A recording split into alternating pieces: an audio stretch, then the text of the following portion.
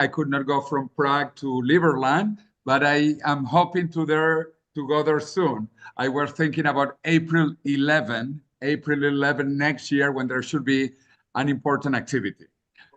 In any event, I work with many libertarian and many longevity organizations because I am a libertarian and I am an immortalist. And so I disagree completely with Benjamin Franklin in this phrase when he said that there are only two things certain in life, death and taxes. And I hate taxes and I hate death even more. So I don't agree with Benjamin Franklin here. Uh, I was born in Venezuela. Venezuela was very rich once upon a time with beautiful women. And I was actually going to be Minister of Energy with the mayor of Venezuela who had been Miss Universe 1980, the woman here, Irene Sáenz Conde. But unfortunately, it was not the beauty who won the last free election in Venezuela. It was the beast, Hugo Chavez. And now there are 9 million Venezuelans overseas. 9 million Venezuelans. This is a big number, big number, a third of the population. So many of those could go to Liberland because most of the Venezuelans who left are obviously libertarian. So they could go to Liberland.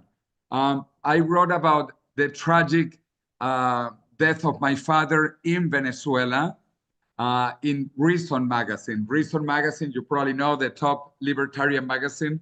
And you can see the article, Socialism Killed My Father. Really horrible story in Venezuela. And that is why now I'm living in Madrid. But I am a very good friend of the president-elect of Venezuela, Maria Corina Machado, who just got the Nobel Peace Prize. She will be receiving the Nobel Peace Prize on December 10, I think virtually, because she's hiding in Venezuela. She cannot leave the country. She's hiding because after the dictator stole the election, she had to hide. In any event, I am so happy that a friend of mine got the Peace Prize. As a libertarian also, I have to organize conferences in Liberty. And besides being last week in Prague for the Free Cities Conference, I was 3 months ago in Buenos Aires with my friend Javier Milei, and we gave him the Liberty Award. And not only is Javier Milei a libertarian, he's also an immortalist, the first libertarian and even the first immortalist president. And so I organized here in Madrid, where I am right now, the International Longevity Summit in Madrid. All of you are welcome. The next one in 2026 will be October 1st, which is International Longevity Day. And so I organized a March for Longevity through the center of Madrid. And also we have 2 days of tourism to see the beauties around Madrid, all the World UNESCO heritage sites around Madrid, like Avila, Segovia, El Escorial, Toledo, Alcalá de Henares, and Aranjuez. So all welcome to enjoy life and enjoy liberty around Madrid. So in this conference, in the past October 1st, we actually killed death. You can see the Grim Reaper, and we killed the Grim Reaper. We killed death in this conference. And we plan to do this everywhere, including Liberland. We want to kill death in Liberland. So that you know, I am actually an engineer from MIT. I began working in energy, but now I am in biotechnology. I am director of the Millennium Project, covering the future for the Millennium Project, originally part of the United Nations. And we write reports about the future, the year 2050, the year 2030. This book I presented at the World Economic Forum, as you know, Davos in Switzerland, about the future with personalities like the Nobel Literature Prize, Mario Vargas Llosa, and also I was a couple of times with Donald Trump. the president of the USA, talking about the future. He's also very interested in longevity. In 2009, we began Singularity University in California, in Silicon Valley, to talk about the trends of the future, the singularity and immortality by the year 2045. We believe, as Time Magazine reported, that by 2045, we will become immortal. Actually, we will be able to rejuvenate, which is important, rejuvenate. This all has to do with exponential trends like Moore's law, as my friend from MIT, Ray Kurzweil, talks about. The singularity is near, and it is becoming nearer. It is closer. In 20 years, by 2045, we should become immortals and reach the singularity. So look at the incredible technology changes. When I was in MIT, I used punch cards, as you can see on the lower bottom left, IBM punch cards that were 1K of memory, 1K. Now we have pen drives, USB cards of 1 terabyte. So in 40 years, since I went to MIT, we have gone from kilo to terabytes, and this is only increasing. And not only with computers, but with biology. This is moving even faster in biology. It is moving twice as fast in biology. And also, it is exponentially decreasing in cost and in time. The first human genome took 13 years to sequence, 13 years, and it cost over $1 billion. $1 billion, 13 years. Today, you can do for about $100 in 1 hour, and it is still going down. So all of this is moving exponentially in technology, in biology, in medicine. And now we can solve the biggest dream of humanity, immortality, because we always wanted to be immortal. As the first book in human history, the Epic of Gilgamesh, talks about immortality. So my book now is a global bestseller in all languages, in many languages, including the top 3 languages of the world, Spanish, English, and Chinese. And I am donating all the royalties to a foundation in Spain and one in the USA. So get the book, because those who read The Death of Death will not die. Number 1, will not die. And you will be contributing to curing aging. So my book is in all these languages and coming in more languages. And in China, it's a major bestseller, published by the government of China, which is quite interesting because I am anti-communist. But the government of China has a bigger enemy, which is aging and death. Why? Because the demographics pyramid, the age pyramid of China has inverted. Now it's not a pyramid like that, it's like this. No children at the bottom, no children. And so the population of China is declining fast, declining. For the first time in history, a country will go fast, incredibly quickly, like China, will lose 700 million people less by the end of the century. 700 million people less. That is like the USA population disappearing twice, completely disappear the USA population in China twice, or Europe 1.5 times disappearing. Of course, this will not happen because the Chinese are talking about immortality, and also the Russians, because the population in Russia has been declining for longer, for 10 years. So the Chinese, the Russians, everybody wants to stop population decline. And I presented my book in Moscow, where it is also a bestseller, the second edition in the Kremlin. They also want to stop in aging and death in Russia. But not only bad guys, the best guys. My friend, the president of Argentina, Javier Milei, who is the first immortalist president and the first libertarian president. He has said that my book is his favorite book, the favorite book of the president of Argentina. So you need to read The Death of Death, because it is the favorite book of the first libertarian and immortalist president in history. Why? Because we understand now that aging is a disease, but a curable disease. In the last 20 years, we have been able to multiply by 2 the life expectancy of mice. We have mice that live the equivalent of 200 years. With mosquitoes, we have multiplied by 4. We have mosquitoes that live the equivalent of 400 human years.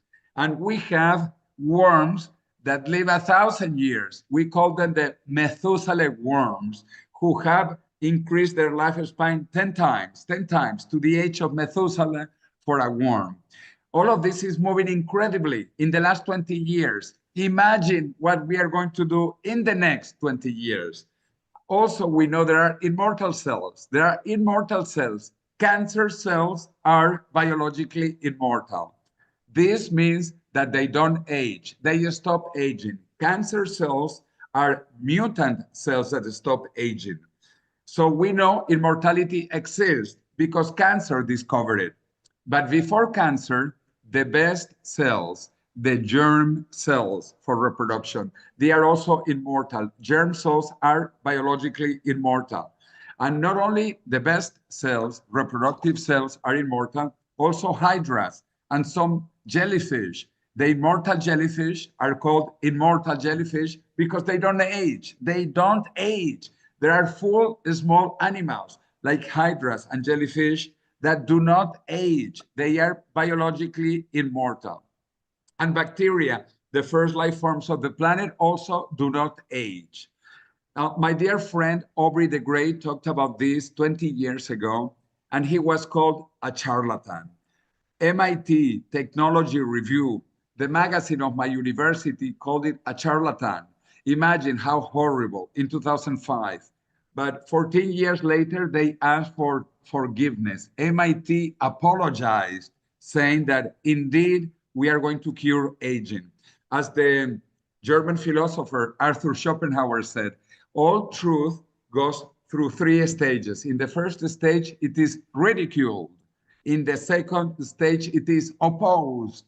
And in the third stage, it is accepted as self-evident. By 2045, it will be evident that aging was a curable disease and we will be rejuvenated.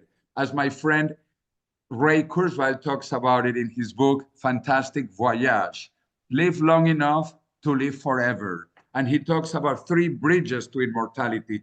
We are in between the first and the second bridge of nanotechnology, biotechnology. All companies now in Silicon Valley consider that aging is curable. And Google says that we can solve death. Death is a technical problem, and death will have a technical solution. Mark Zuckerberg and his wife, they are donating all their money to cure all the diseases, including aging. Aging, that is the mother of all diseases. Also, Microsoft is going to solve cancer, cure cancer in the next 5 years. And Apple, Tim Cook says that the most important thing they will do is to cure diseases. And of course, Jeff Bezos, who put $3 billion into a new company to reverse aging. This will be the biggest industry in the world. I don't know what you do, and I don't care. If you are not into curing aging, you are not into the future, and you are going to die. So if you don't want to die, move into longevity, move into health. Okay, the biggest industry in the world in the next 20 years is growing from millions to billions and soon trillions of dollars. As my friend from MIT, Peter Diamandis, said in the biggest prize in human history, the X Prize for longevity, $101 million to cure aging. By 2030, 600 teams from all over the world are competing for the biggest prize in history, biological rejuvenation, by the year 2030. So we really need to wait only 5 years. 5 years for the first therapies for rejuvenation. And many initiatives like Immortalis I am helping this initiative, Immortalis, to have a free city of immortals where we can cure the incurable, we can cure aging, and we will create modern cities for immortals. So the Nobel Prize in Medicine in 2012, Shinya Yamanaka discovered that we can rejuvenate cells, and he got the Nobel Prize for that.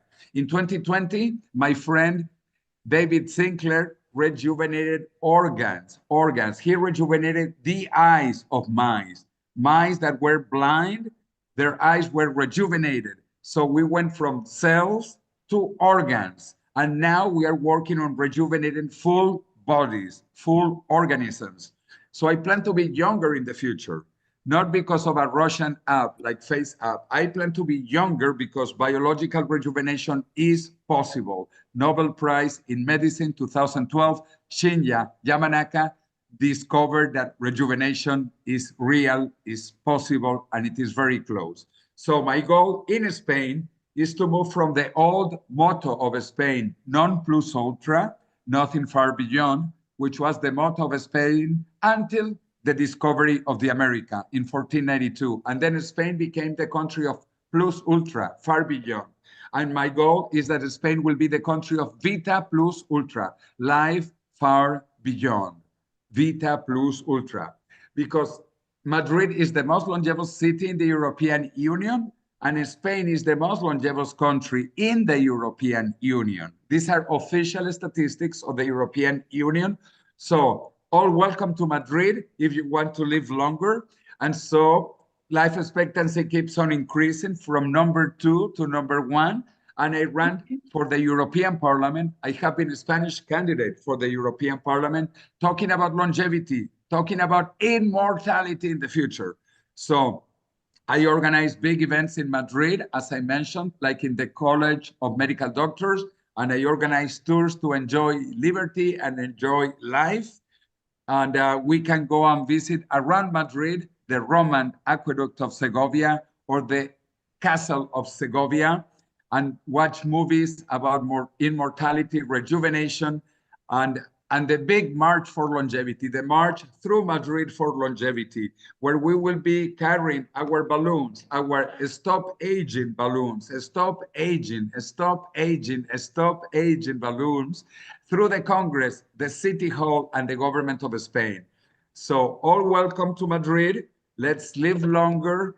The new therapies are coming in the next 5 years for biological rejuvenation, and join us in Kathmandu for the next Liberty International World Conference in August 2026. So I just close again with Benjamin Franklin, but another quote that I love. I love this quote. In wine, there is wisdom. In beer, there is freedom. But in water, there is bacteria. So no water for you, but a lot of future. Live long and prosper, my friends. Come to Madrid. I'm happy to see you here, and I want to go to Liberland soon enough, maybe in April or earlier. Anyway, so if anyone has 1 or 2 questions, I am happy to answer now. Well, thank you very much, Jose. Jose always gives a great presentation, and that brings to mind there's an old Yiddish phrase that goes, "Lang sollst du leben," which means you should live so long. And if you're going to live so long, you can also take some time. You'll have time to visit Liberland. So do we have any questions in the audience here? We have quite a few people here at the ARC. So who's got a question for Jose? Vit, you have a question. Suggest that would be the coolest therapies that are difficult to have somewhere else that we could actually start doing in Liberland. Good question. Did you hear that, Jose?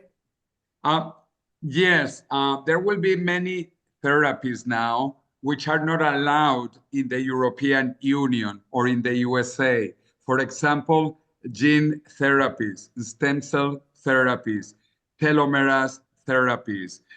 These have been tried in other medical heavens in the Caribbean, in Central America. And why not in Liberland, in a clinic in Liberland? We can have some of these experimental gene therapies, stem cell therapies like Brian Johnson, the biohacker, has done, or the famous actor Mel Gibson. Mel Gibson does stem cell therapies in Panama.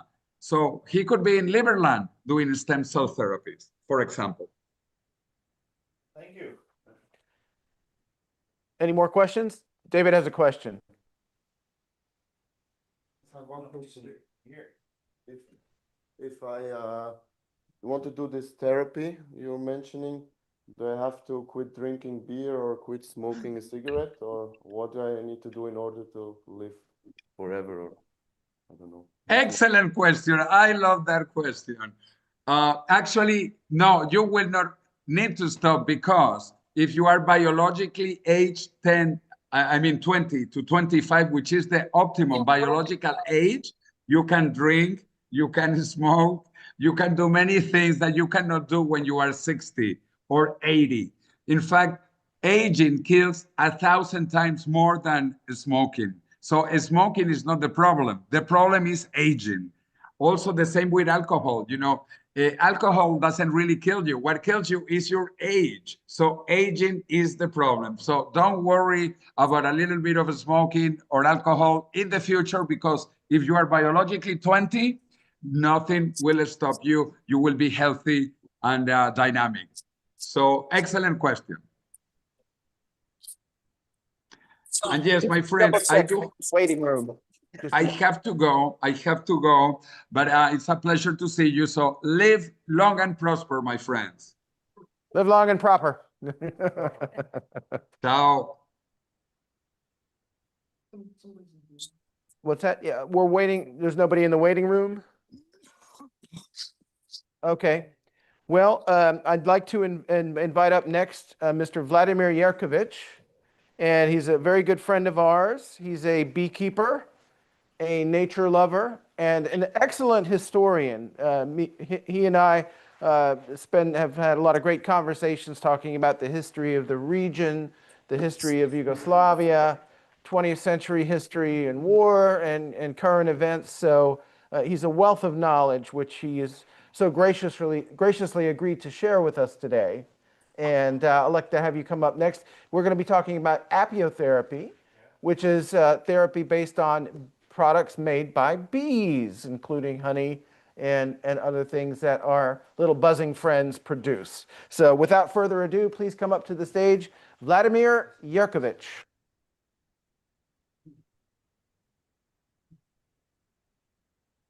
First of all, thank you for the opportunity, and thanks to Mr. Wolf for introducing me as a beekeeper, because when people want other people to get into what they are, they probably do some other things like what they've been doing in their lives is what the team has done. But at the moment, I think it's not that important.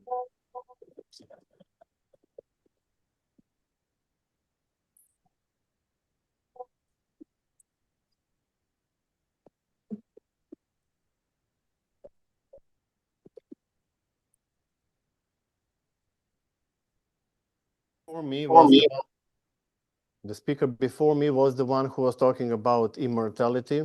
And when I entered this afternoon, I was talking to these nice people that even the late Freddie Mercury was thinking about who wants to live forever. Because if you people remember, there was a movie, Highlander, and he was immortal, and it was a curse to be immortal. And somehow it was just like, he didn't like it. The other way to look at it, we can see it from Serbian ethnography. Serbian and Romanian ethnography, they talk about people who are dead but are undead, and in the world they are called like vampires. They're related to the myth and partially historical figure of Vlad Cepeš or the Vlad Dracul, who wasn't able to die anyways. So I know that this is a different different approach and different story of its own. People should live healthy lives, and as such live as long as it is possible, and it's a value for itself. but it wasn't a value in all of the societies throughout the human history of the human civilization. The value was to achieve something, to go somewhere, to spread the idea that has the value, and to protect the ones that you appreciate, love, or it was all related to the belief. And I don't want to become too religious about it, because religions and belief, we all know, are not the one and the same. But this is also the matter of belief. Believing that it's a good thing to become immortal in the same body that you were born in and that you are inside within is also an idea. And Carl Jung, a famous physician, medical doctor, and psychiatrist, he used to say that the situation is not that people have ideas, but ideas have or own people. We can say that it's not true, it's not the fact itself, but imagine yourself having some kind of feelings and ideas that completely engage all of your capacities, mental, physical, attention, and direct it towards those ideas. And people have shown throughout the history that they are like, how do I say, they're the instruments for those, let's call it, non-beings of ideas who make themselves through our physical bodies and our livelihoods by ourselves, our behavior, and our wielding ourselves in our lives. So without idea, human beings cannot exist in any ways. Robotics, informatics, artificial intelligence, those are all developed ideas, but they were ideas. So after that, they become something that they weren't meant to be. As such, I was invited today to speak about something else, and about bees. Bees are insects. And not all of the bees produce something that human beings use. But what makes them interesting, that bees are very present in the antique stories, traditions. For instance, Zeus, the highest god in the ancient Greece, he was being kept, guarded by a swarm of bees, and he was fed by the bees. And ambrosia later on was something that him and Hera invented, let's say, on their wedding, and that was the honey. So the honey was also the currency in the early Dark Ages or whatever, but we look at it as a product of the nature. So bees, they are collecting something that is essential for their lives, and humans have adopted some of their products in their diary or diet or their, how do I say, everyday supplementing domains. So what do the bee do? What do? They live for themselves. The products of nature, of all kinds of herbs, the pollen, the nectar, it comes through their honey stomach. It goes out, and it's perfectly, how do I say, perfectly stored in the beehives, and it can be there forever if there is a bee community over there. So when we talk about bee products as a natural adaptogens, I believe that everybody heard about what is adaptogenic activity. It is not clear what is it, but it is something that makes our body react to a stressful situation of any kind on a better way. Let's say we don't want to react too much on some stimuli from outside. We had that with coronavirus, which is not as itself very dangerous, but our body reacted as it was like a plague or something, and we killed ourselves. So adaptogens can do some of things for us if those products are used on a daily basis. There was this, we said Hippocrates in Serbian, so Hippocrates, he said, let food be thy medicine and medicine be thy food. So whatever we eat, it can be medicine for us. We don't need drugs for that. So when we talk about bee products, there are all sorts of bioactive compounds, but there is no standardization because bees are traveling all over the place, 5 kilometer in range, and they are collecting nectar. They are collecting all kinds of resins coming from, let's say, pine tree or whatever. And you cannot say that this honey is the same as the second one because they are completely unique. The content are sugars, enzymes, amino acids, phenolics, and antioxidants.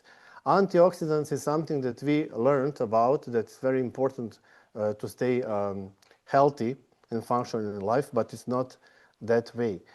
It's not that simple because we have this glutathione that we produce in our liver, and we shouldn't need anything else besides that to stay completely healthy. But there is another way that I would like to add to what bee products contribute in human beings. They stimulate production of alpha-lipoic acid in our cells. And alpha-lipoic acid is some kind of acid that every cell produces, but it recycles vitamin C, ubiquinone, coenzyme 10, vitamin D, vitamin E. So it is possible in reality to eat half of paprika once a year. And if you are completely on a cellular level healthy, like a pristine man, it's enough to be completely healthy, not to get any kind of illnesses. But taking alpha-lipoic acid, anyways, it will not help that much, but it can do some of the things. Other things besides honey, there is propolis. So it's a gluing material. Probably you all have heard about it. It's a very interesting one because me, myself, as a beekeeper, I also collect it and made an extract out of alcohol. And it is anti-inflammatory compound. That is another thing we talked today, that we don't want inflammations. But without inflammations, we would pretty much die very soon. In some things, they say do sports. Okay, I do sports in order to evoke inflammation, so to strengthen my tendons or muscles. So we have to be involved with the real world in order to stay healthy. We cannot go to a special place. We can do in some places, but we have to be, and I think that Liberland is aiming towards that, in this merging of high-tech science, how would I say it, and living within the nature.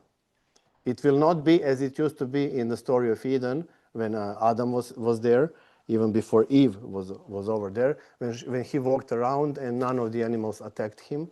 He could eat whatever he wanted. He had enzymes for digesting whatever he wanted. And all of the animals, you know the story, how it goes. Maybe you don't know, but the third thing is royal jelly. Royal jelly is something that is produced by the bees, but only from the first day they hatch to the 5th day. After that, they don't produce royal jelly. They produce some other substance that produces wax. And they feed the queen bee, and that is why she's so big, and she can. She's the only one who has not only maternal instinct, but she can lay for at least, like, I don't know, 3,000 eggs a day. Royal jelly is something that's not widely distributed in most of the countries, and people think they can take it like for a week, and that's enough. But in Japan, they appreciate it. They take it as, for instance, here, black tea or whatever, green tea, they're taking royal jelly. There is a bee pollen. It's a protein, all sorts of kinds.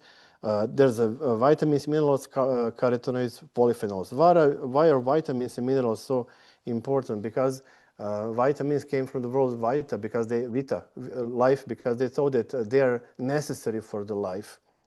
But if somebody is really reading the newest studies on what vitamins are, in what amount are they needed in human body, it's not that simple at all.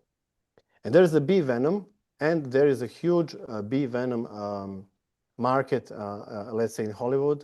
So they are using bee venom. it is the most poisonous venom in the world. It's not the most poisonous venom doesn't come isn't derived from some snake or whatever. It's from the bees. But in this amount, it can be a healing process because it resets our innate system for defending ourselves for all kinds of things. So the whole idea about that we are individuals in individual bodies, in the physical world, in the physical bodies, and we have to tackle all of these attacks. So we need antioxidants. So in ancient times, what they did, they let the honey stale for a while, mixed it with a little bit with the water, and drank it as a mead, as a honey beer. When they were going on military campaigns, let's say Vikings, they were drinking only beer, nothing else. It wasn't that strong.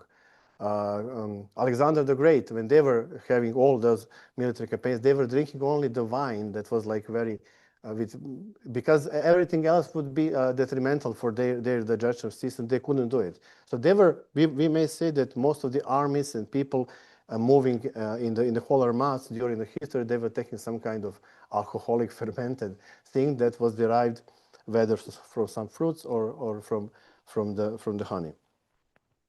Recently, they extracted this 10-HDA. It's one new molecule, and they say, okay, we don't know what it is for, but let people use it. We will do it in vitro.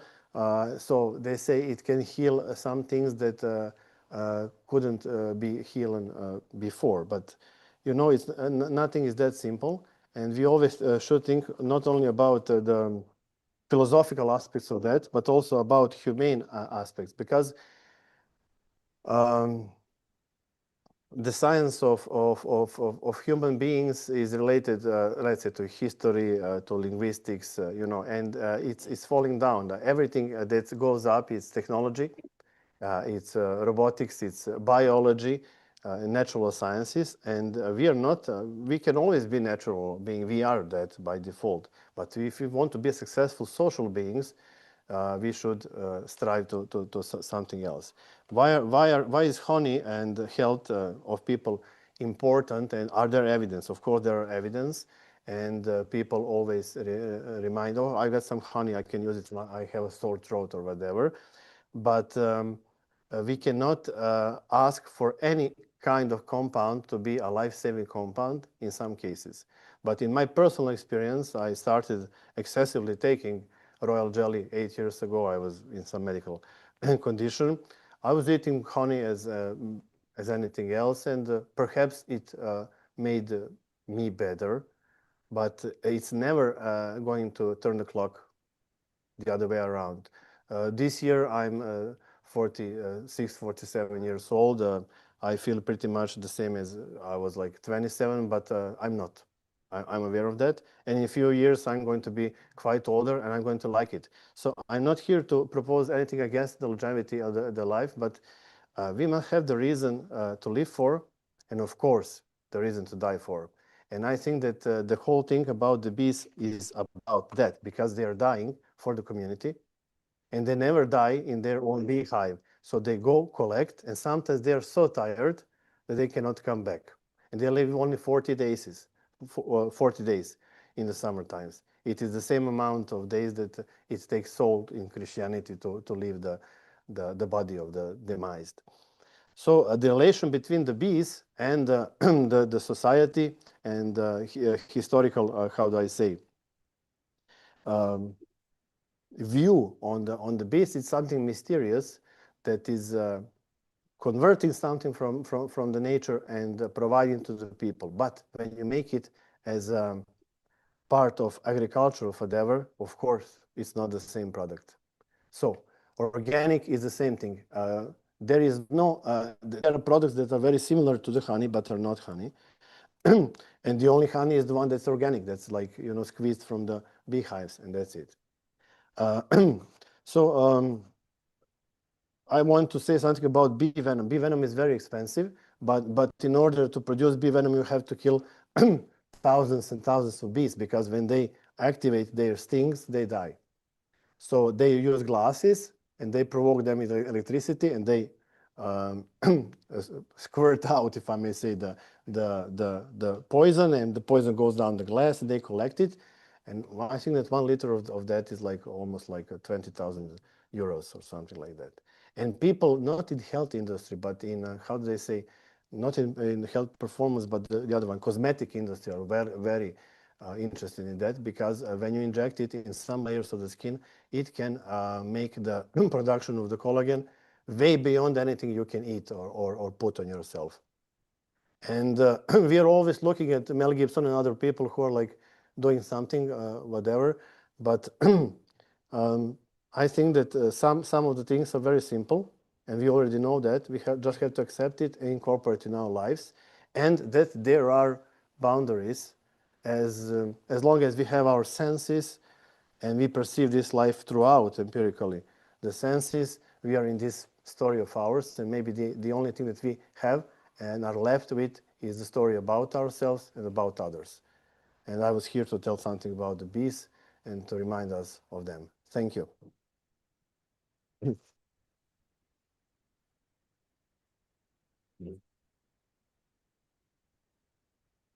Yeah.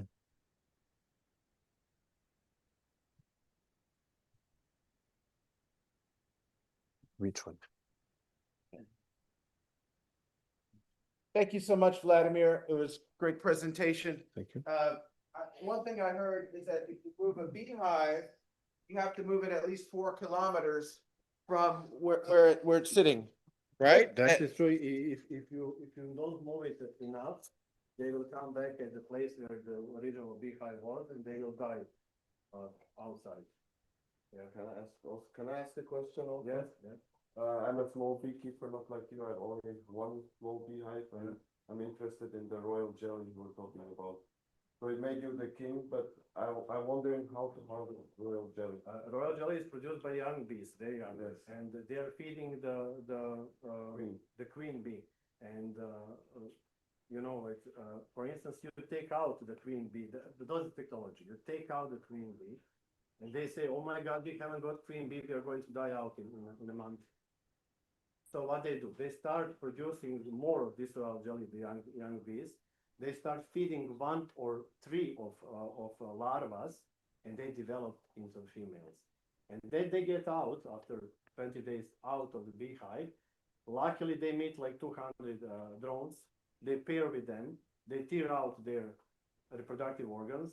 They put it in their body and return. And if nothing eats them, they are a new queen in that, and they can ensure the resilience and the future of the colony. But it is all in 40 days range. It can happen. It can lose or whatever. Yeah, it's very interesting. And if you have, but the other thing that they are doing, for instance, the sportsmen in Eastern Germany and in Bulgaria, Romania during 80s, they were using apilarnin.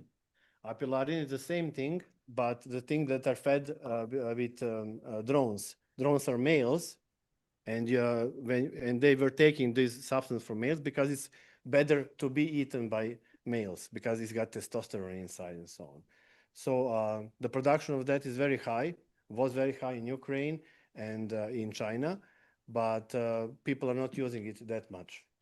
But royal jelly is the same thing, but for some reasons, it's not advisable for women after some age and so on. Yeah. But for men, it's always okay. Physically, where do you find it? In the beehive somewhere? You find it in the place? beehive, in the small part where they are growing a new, yet to be mother queen or the. So it's very hard to harvest. Yeah, you must have pincers and So small you do it instruments. yourself.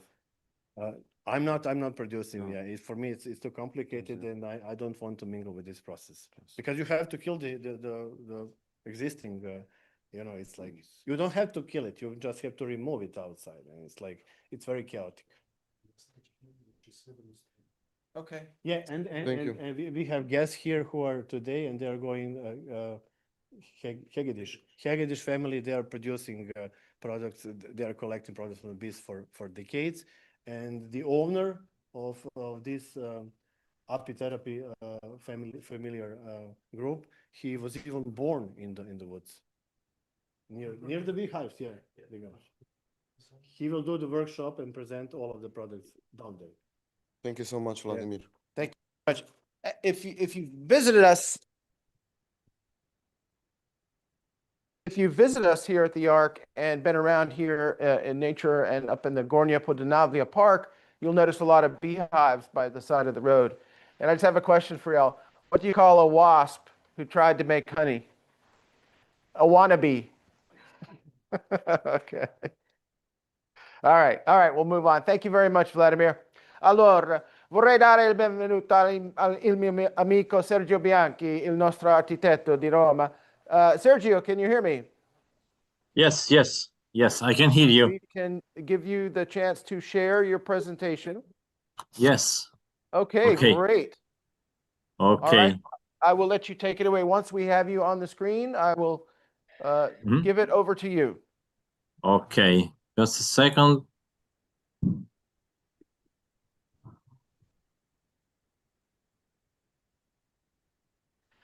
Sergio graduated in Rome after an apprenticeship with Luigi Pellegrin. He's had many projects, including Casa dei Risi, which received an award, and also the Rainbow Complex, I believe, in the Recanati. Yes. And also a very large animation studio, the largest one in Italy. And also his work with Liberland has been really amazing and incredible. And he's also received other prizes. The Rethinking the Future competition was one prize where he got an award. Many other ones, too many to mention, really. Also he was involved in the SpaceX, and they have a base in Brownsville, Texas, where he received a runner-up in the competition there, and that was really cool. So he's also curates photography collections and many other things. We had the honor of visiting his studio in Rome a couple of years ago, and he had a diorama of the vision that he created for Liberland. It was pretty impressive. So are we ready to share your presentation? Yes, thank you. Can you see it? Can you see my screen? It's Okay. downloading. Okay. Yes, it's downloading. Okay. Thank you. Very good. Okay. Thanks a Allora. lot. Okay. Allora. Thank you so much for your very kind words. It's a pleasure to be here. Thank you, Tom. Thank you, Beat, and thanks everybody, really. So let's start with the presentation. I have several presentations. One is just about the works we've been going through with Liberland during the years. My involvement with Liberland became quite early. It was 2015.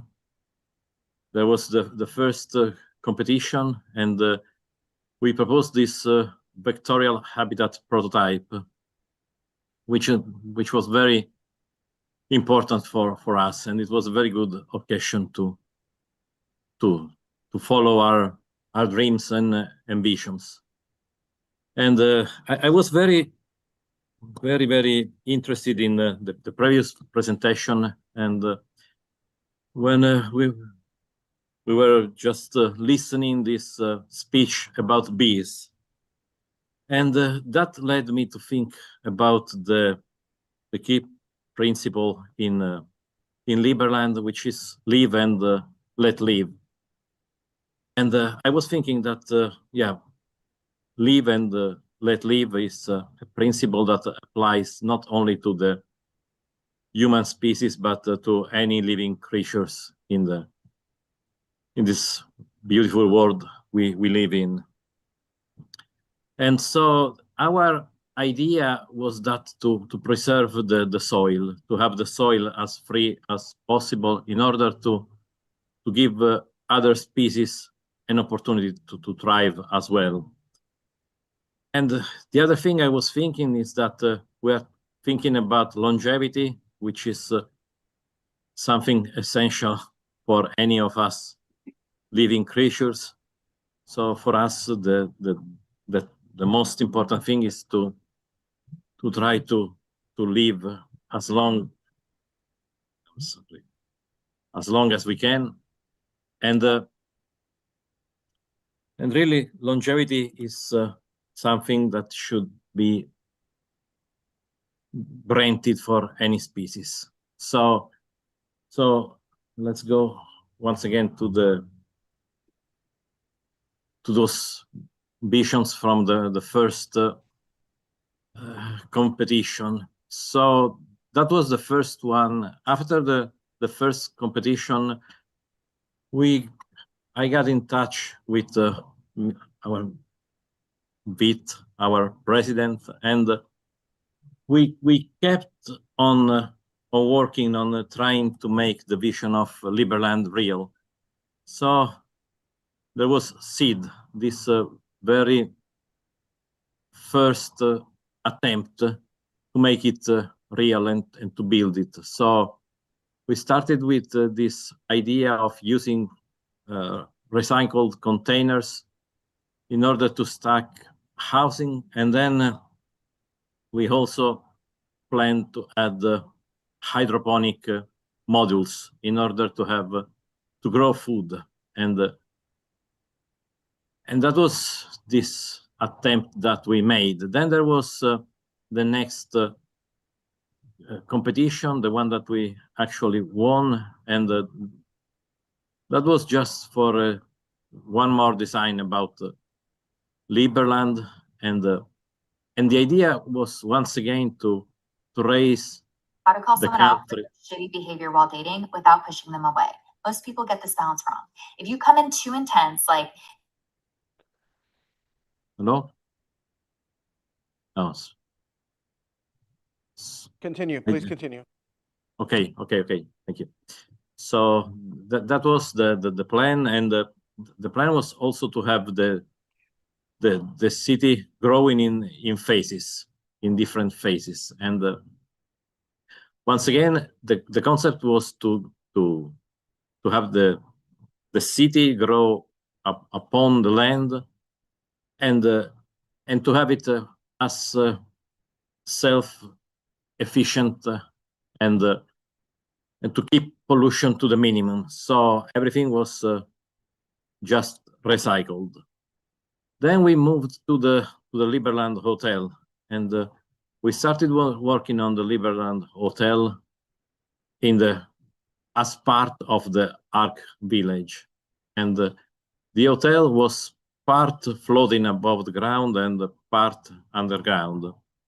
And then we planned to move the hotel to Liberland, and actually we're just working on that. So that's just a brief introduction to what's been our activity during those days about Liberland. And then this is also something we've been working on lately, Freedom, and that was just one attempt to start by building on Freedom Island, and the idea is not really to. That's interesting because we also started from the honeycomb structure, so it's just something that it reminds us of what we were listening before, and there is this idea that you still can, on a different scale, very small scale, you should still leave the ground as intact as possible, and that's an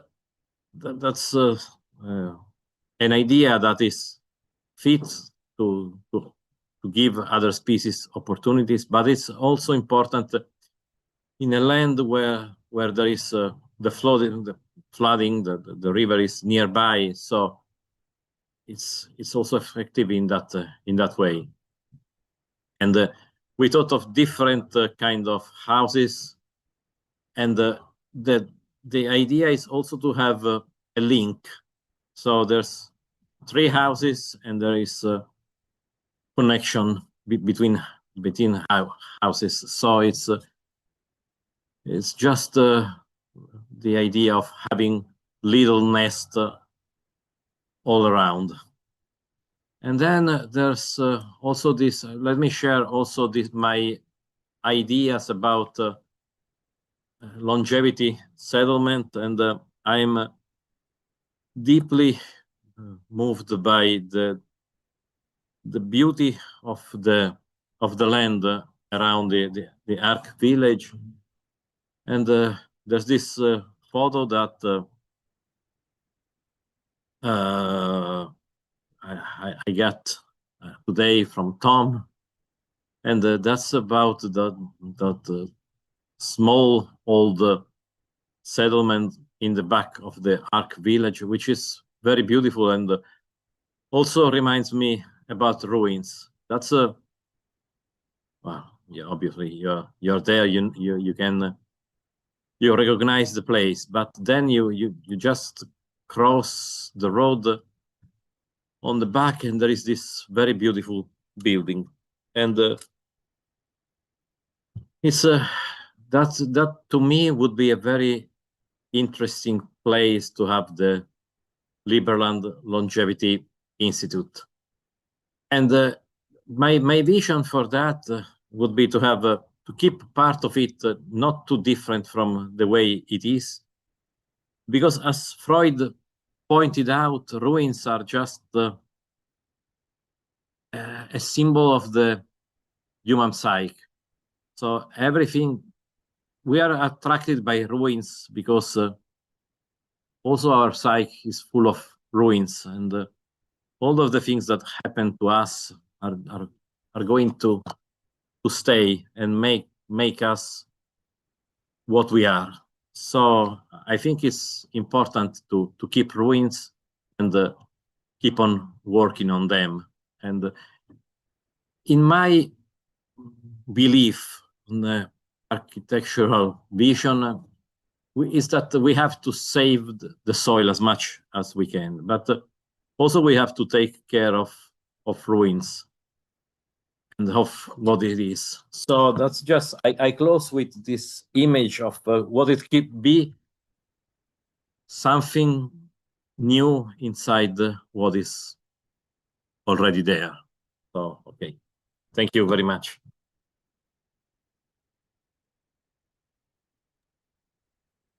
Sergio is for sure our most active architect in Liberland community. He has done a great amount of work to push forward Liberland in all these areas we've been developing. And what is really exciting that the Freedom Project has been actually deployed right now, that we just finished this plot number 23. Maybe Sergio, if you could, okay, you can. Oh yeah, let me go back. You could share it because I have a small comment. Mm-hmm.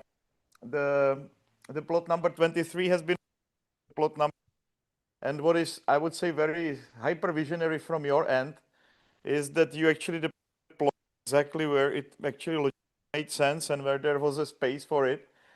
So I have to applaud you for having this sense for the space and also the size of the plots, and pretty cool. So we've got number 3 now occupied with a tree house built by Hungarians. We've got number 6 down the house that building all the way back in summer. That's a Finnish houseboat. We've got on plot 20, and we have showers, a platform actually on number 25 and plot number 23. Almost exactly the things that we have been planning to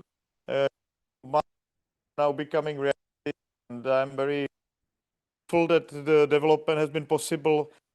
Minor pushback, able to develop these places, and the bar is open 24/7. The only thing is that we need people to live in Liberland, and we're right now with another lineup of construction workers. That has been very exciting development as our moving forward. And thank you again for having such a visionary touch to the space. Look at your plot plan. Thank you. Because it made the most sense. 25th, but we also want to be hidden during the flooding. And again, hyper visionary, or it's a very good sense for the space, as basically did it very much in line to make a next move, which scan of the space that can do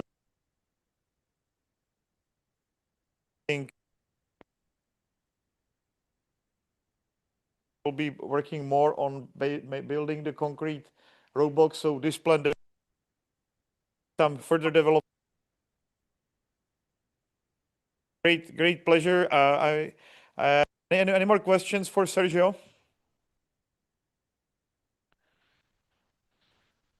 You know, this platforms also, I have to just mention, you know, that's a thing. I think we end up doing like way. It makes the most sense. The still proposal where everything is floating kind of in the air. It's not that expensive after all, and it's really cool to have a big space for nature. When things now in Prague, price, but the architects in Czech Republic that are building skyscrapers, and not a big issue. It works. We don't have to do it just 3 meters above the flooding barrier. Like we can really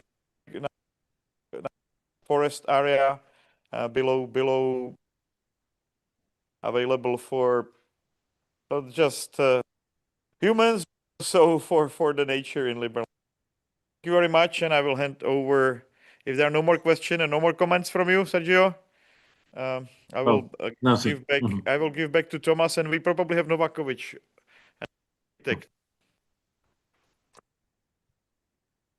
Thank you, Vit, and thank you, Sergio. We are going to introduce Mr. Milos Novakovic. He was trained as an architect in Novi Sad, which is about 2 hours down the road. He currently lives in Sombor, Serbia. His full-time job is doing web and mobile design, both UI and UX. But he really, when it comes to architecture, he really only works on projects he likes. And so he's done some design work already for us, like the curved pier you see in some of the ARC designs, some of the toilet facilities here, and a few other projects. So, of course, ARC 2, ARC, Roman numeral 2, is another project that he's working on, which is a spa and wellness clinic that we are developing over here. Some of you saw it over there today earlier. And he's also the president of a small village called Daraji Fok, which is just up the river on the Danube, a little bit north of Liberland. It's across from, what's it called? Zeleni Otok? Goli Otok? Yeah, Zeleni Otok. Not Goli Otok, that's something else. No, Zeleni, Green Island. Okay, right. And that's a place that we actually used quite a bit as a launching point for many of the boats that we sent to Liberland. But it's a beautiful area here, and if you ever had the chance, please come and visit us. But I'm going to hand it over to Milos, and if you could share your screen, I think you have a presentation to share. Yeah, do you hear me? Do you see me? Yes, Hear me? yeah, we hear you very good. Yeah, okay, good. I will share my screen. All right. Okay, do you see this Google Earth? It's loading. Okay, tell me when you see it. Okay, we see it. Take it away, Milos. Yeah. Okay, today I will just represent you because I'm working on the ARC 2 project, and then just I want to update you about work in the progress. So I will start from the macro location. So you are in the Apatin. You probably know that. Yeah, you are here on the ARC in this building watching. Yes, and ARC 2 is located on this plot. And as you already know, and also Sergio showed that old pump, it's which is located right there. So if we go to the, I will switch between the programs. So give me some time. This is from the cadastre. So you see exact borders of that parcel where we are developing the ARC2.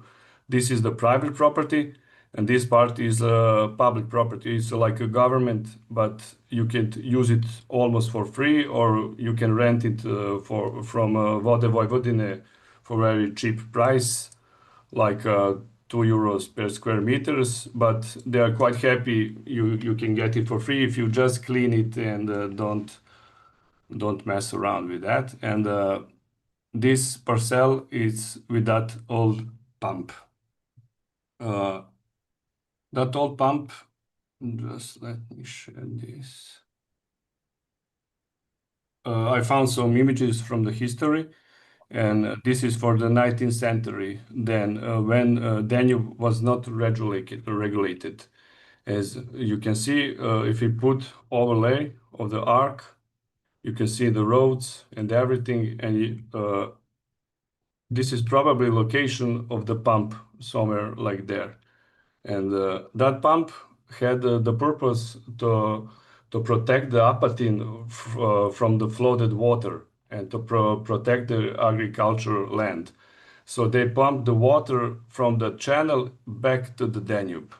And then later, with the time, and this is also 19th century, we got that regulation of the Danube, we got that bank, and this moment, the arc was connected here with the Danube. And later, this is the Second World War time, we had that river bank. We had completely protected the shore, and this part was unprotected, and this part is protected. And now today, let me go to the Google Earth. We have that river bank here, and that area is completely protected. What that means? That means that water, if Danube rising, go up and down, it will not flood this area. It's not same as the Liberland, because Liberland is going to be flooded. Okay, what we did then next, there is a document from the government, which is the law, which is prostorni plan of Opštine Apatin. It's showing us what we can do on that part. It's showing us, you see the number 4 in that orange color. That meaning we can build that touristic zone, and we can build the houses there. So it's quite easy to get the permission from the government to start building there. So what we did next, we did the survey. We hired the geodatas to make a precise measurement of that plot.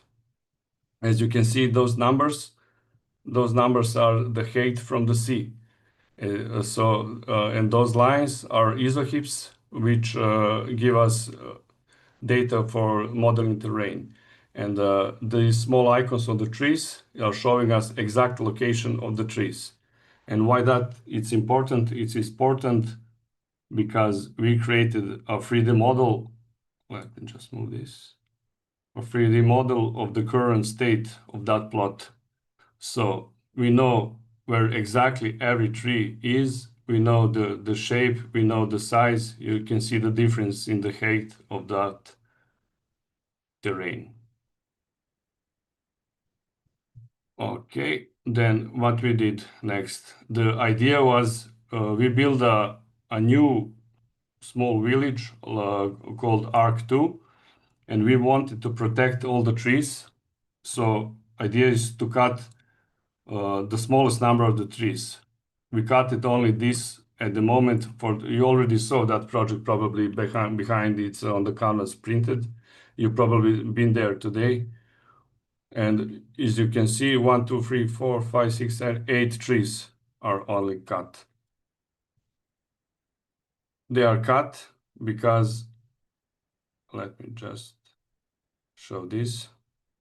We introduced the 6 object, modern barn like R-frame houses. And you can see here the trees we cut because of the building. We also introduced the very big pool in the form of the lazy river. And you can see that quite better in this software. So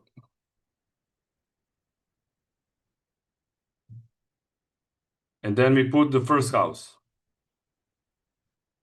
Idea is to put it to be quite modern. And this one is El Presidente house. It's a little bigger than the others. It's 100 square meters. We included that jacuzzi, which you can just buy and put it there. Let me show some pictures.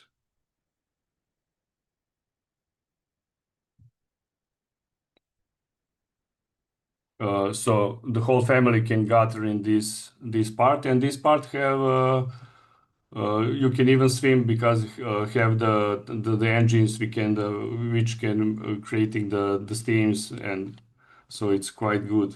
You can swim on the small area like this lady. Also, this house is oriented to see that pump. In this project, the pump is just those white walls. So it has the view. You probably saw that picture from today.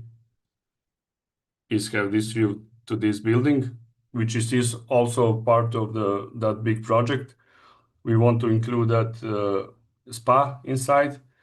And imagine if we finish that facade and put some very beautiful lights, it will be very quite good scene. And you know that all real estates are selling good or renting good if you have a good view. So in this project, this house has the good view and also this one.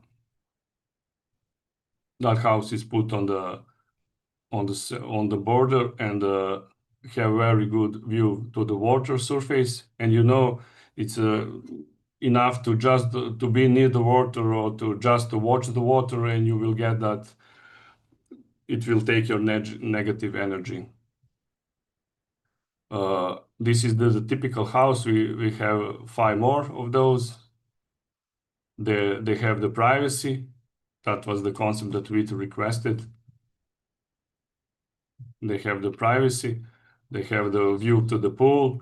They have their own bridge, and they can go further. Now, every plot has that privacy, and idea was to build that organic living fences. And now we have shown here. I will show you. Idea is to put that for the living fence. This is the plant. It's called Photinia, red robin. It's a winter plant, so it's green all across the whole year. And she loves to cut it. If you cut it, then the red leaves gonna grow. It's very aesthetical. It's very beautiful, and doesn't make any leaves, so it's very easy to clean. This is also Photinia.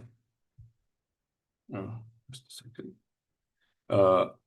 Then also Photinia grows to 2 meters. If you want to grow the fence, which is much bigger, you can plant bamboo. This is arrow bamboo, Japonica type. But what is most important is that you need to put the root barrier so it doesn't go crazy. Okay. Every unit have the access to the pool, and it's imagined like that to have one family can come here. Of course, it's not in the 3D. Everything is not solved still yet. Can gather the 6-person family, or maybe just 2 persons can arrive. So we can split it in the half and make this apartment a separate unit, and like this. And see this is Thomas waiting for something. Then let me see. The next element in the whole project and most important is this we call it lazy river. I will show you some images.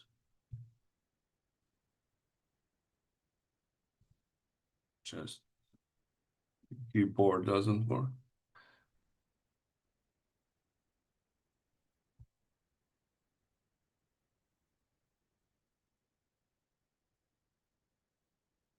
So this is the shape of the lazy river. And that concept is take from the aqua parks. So you have a very slow steam and you can go in the round, in the circle, and you can swim and you can just lay down on the float with this in the circle. And every parcel have their own pool with the privacy, and there was some playing with how we do that privacy screens. Maybe we can use that living fence and put in the middle of the pool, and also we can make here one more barrier if we want completely privacy.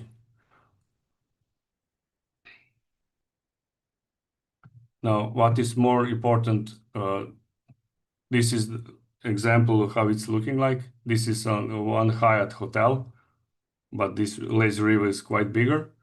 This is AI image with some kind of flowers, very beautiful. So you can make this entrance to your private pool even with this. So it will be normal people gonna go in the public channel and swim around, but this shower can be your privacy border. And what is most important, this lazy river concept is to be a natural pool. That means we don't use chlorine for the cleaning. We use the biofilter, we use the plants, and you have always area for the swimming, which is with the clean water, and you have the walls, which is below the level of the water, and you have the plants. Plants get the water, the cleaning, and they're returning, and you can play with those walls. As you can see on this example, this wall can be from the concrete or from the rocks. They're using the reed or some plants we already have there a lot on the arc. So what is the most important rule is that you have 30% of the surface must be under those plants, like this one. This is just new plants planted, but you get a very clear area. So that wall can be also built with the wood. No need to be with the concrete or the stones. You can put the piers from the wood.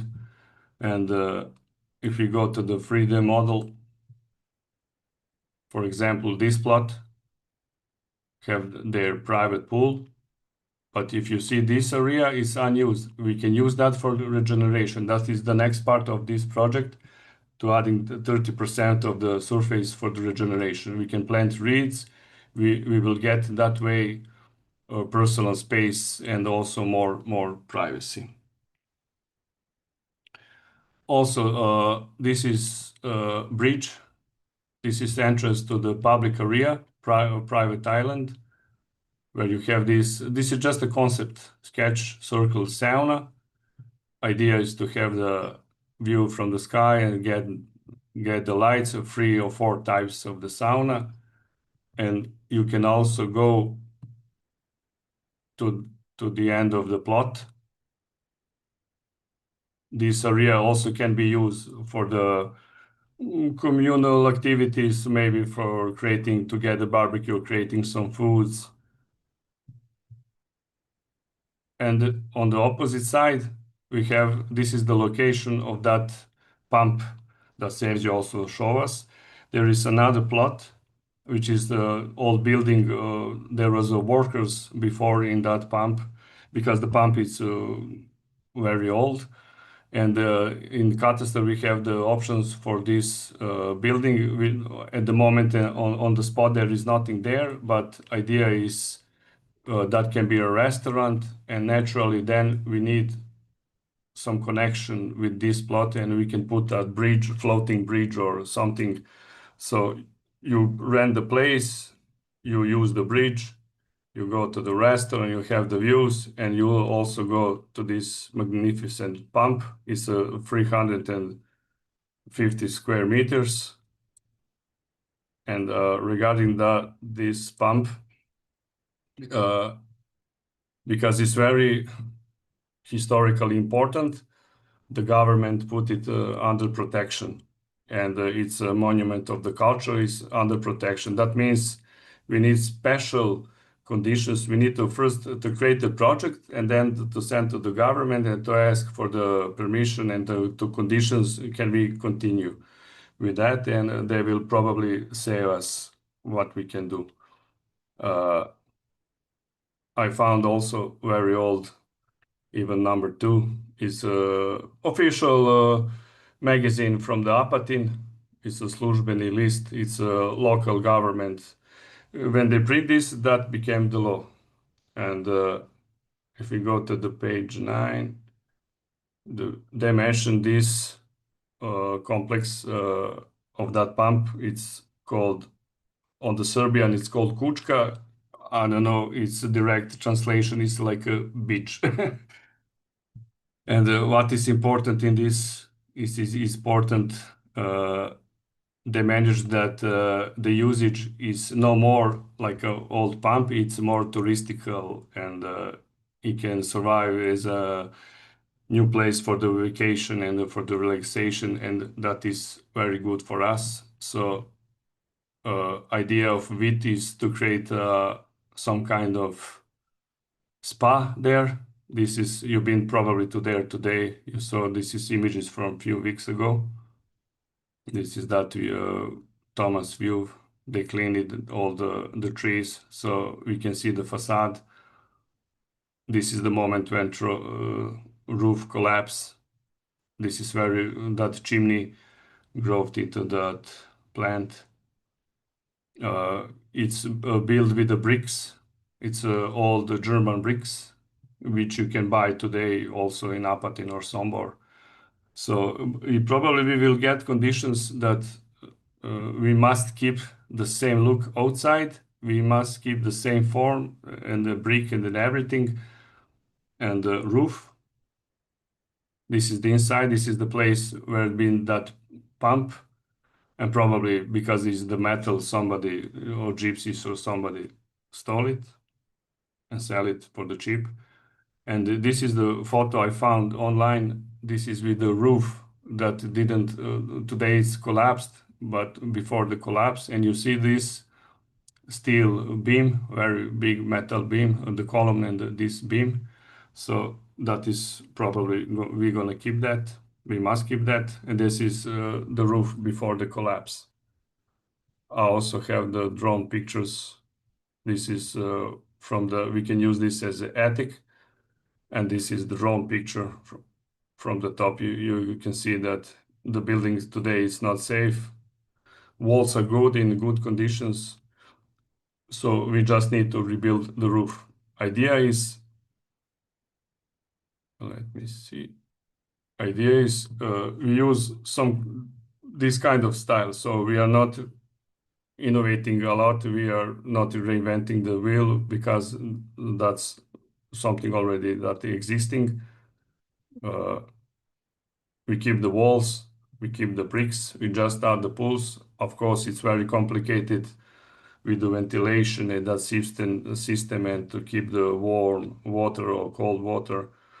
One part where is the roof collapsed, we can use the metal construction and we can use the glass to let the light in. We can add more greenery also. That was just ideas. This is in Chicago. This is also similar to that column we already have. And because we have the height, we can split it into gallery. We can use something for the massage. Also in one part, we will have a very cold pools like this frigidarium. Idea is to have 3 or 4 pools in different level of temperature. And in this attic, we can put the massage on the top. And one idea is also to have the floating room with the salty water and even with the underwater music. So you just lay down, you relax, it's the silence, you put your ears in the water and you hear that music. I've been in one such facility in the Berlin, and it's in Liquidrum. It's very, very, very nice experience. And we don't have that here. And this is just the image that show you that how we can mix luxury with tradition and old with just the lights. So this is just update. In the next period, we're gonna plan this pump. And if we have more time, I have 5 minutes video so you can see how is that lazy river is looking. If I can play it. Thomas, what do you say? We can have a look. Let's have a look. Yeah. Okay.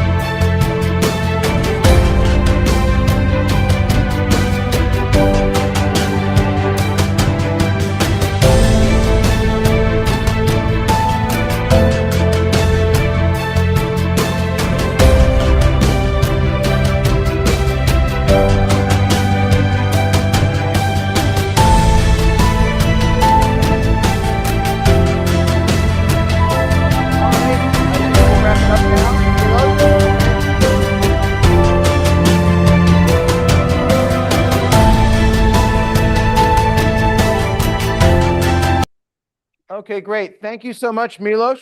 Okay, Milos Novakovic, another great architect.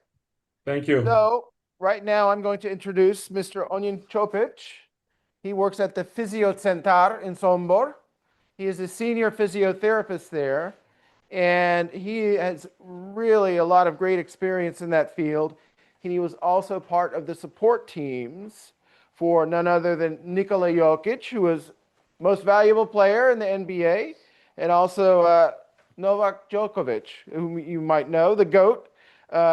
And he offers a lot of services at the Physiocenter. Includes electrotherapy, magnetotherapy, flossing, shock waves, lymphatic drainage of your lymphatic nodes, game-ready treatment, kinesiotherapy, Schroth exercises, massage, kinesiotaping, and quite a few other things, including a hyperbaric chamber, of which we have an example here at the Ark. So Ognin will give you his presentation, and Vladimir will translate into English. So I'll just hand it over to them. Yeah. Yeah, to Vladimir. Also. Yeah. Okay. Both. Both. Okay, take it away, guys. Pre svega, dobro večer svima. Ja bih se zahvalio na pozivu, pogotovo Vladimiru Đukiću, jer ovaj projekat je predivan i ja prvi put učestvujem u ovome i sad sam upoznat malo bolje. Jako mi se sviđa. Inače sam fizioterapeut po profesiji i završio sam višu školu u Igalu i imam veliki fizioterapeutski centar, relativno velik u Somboru. 200 kvadrata nas, 5 zaposlenih fizioterapeuta. Ovom prilikom ja bih ih pozdravio. Okay, his name is Ognjen Chopic, and he said, I'm very grateful about the whole circumstances of being here and being invited here in Ark Village and Liberland. Having this opportunity, it means much for me to present the things that may be in the future, something that becomes a reality as a center for rejuvenation and whatever we may call it. I'm a man who has been working this job for more than 20 years, and I have finished faculty in Igalo in Montenegro 25 years ago, something like that. And I'm a owner of a private clinical center that's tackling the situation, tackling the problems of people who have some physical or neural damages on their body, and we are successfully working for about 10 years, and I have about 10 employees that work there. Ja bi se ovom prilikom svima vama prisutnima izvinio, jer ja ne govorim na engleskom jeziku, isključivo zato što mi je struka tako, da kažem, medicinski previše komplikovana i onda ne mogu da se izražavam najbolji mogući način. Ako je moguće da vam to gospodin predstavi, pa ja bih pričao na srpskom jeziku. Yeah, Ognjen, he said that I apologize because I'm not that skilled into English. I could speak, but it wouldn't be enough for this kind of event. And I asked Vladimir, me, to translate and to point out the most interesting and the most important things that I'm about to present here. Ja sam Ognjen Ćopić, viši fizioterapeut, vlasnik fiziocentra iz Sombora, koji se nalazi na nekih 20 kilometara odavde. Once again, he mentioned that his name is Ognjen Ćopić, and he's the owner of the physical of a center for physical clinicians in Sombor. That Sombor is about 20 kilometers from here, and the center is almost in the center of town. Licencirani FIBA fizioterapeut, radim u mladoj košarkaškoj reprezentaciji od U16 do U20 muškim, uglavnom selekcijama košarkaškim. I'm a licensed physical therapist, and I work for a representation of the Republic of Serbia, FIBA, that means basketball, and I'm a physical therapist for the juniors from the up to Isključivo mlađe selekcije. Yeah, exclusively for the youth. Bez A selekcije. Yeah, without A selection. U A selekciji sarađujem sa Nikolom Jokićem više od 10 godina, neki medical staff van USA je sad. He represents a medical support and part of the medical staff for a well-renowned NBA basketball player Nikola Jokic, who originates from Sombor. And when he comes here in Serbia, he is one of the team that takes care of him. Dobro. Što se tiče fiziocentar je 20 km udaljen od Apatina. Predstavlja ga 5 fizioterapeuta koji rade u 2 smene i isključivo je sve bazirano na fizioterapiji koju ću sad i predstaviti. The private center that he owns is represented by 5 professionals who work there as a physical therapist and other people who contribute to the work over there. And they are doing the therapist that he is about to present now. U našem centru, osim masaže i samog vežbanja, posjedujemo kompletnu fizikalnu terapiju sa 107 modulisanih struja. Besides massage as itself and the exercises, movement exercises, we own, there is a complete spectrum of physical therapy units or devices that we use, and it's about 105 of them. Ultrazvuk, Ultrasound, laser, yes. Tekar therapy, you know, in DIBA. Shockwave, hiperbarična komora hyperbaric chamber, yeah. I limfasim 24-komorni. To je aparat za limfnu drenažu. And there is a special device or some kind of for lymphatic drainage that is electronic device used by professionals. I za ruke i za noge, to je komplet za for komplet telo. For the whole body lymph drainage system. Tako je, dobro. Moje lično iskustvo je trenutno više bazirano na sportu, što se tiče rehabilitacije. Concerning the rehabilitation, my own experience is mostly based on the sports and sports injuries. Moja zamisao u vezi sa svom ovom temom koja je predivna jeste vezana možda i najviše za decu i za neku korektivnu gimnastiku. But on the other hand, my idea concerning the presented idea and the presented concept of yet to be built center is mostly related to preventive workouts and corrective, gymnastic routines. Može biti mnogo klijenata koji imaju malu decu ili decu koja imaju potrebu za korektivnom gimnastikom. Rekli smo, tema o telefonima je izlizana, ali nažalost aktuelna.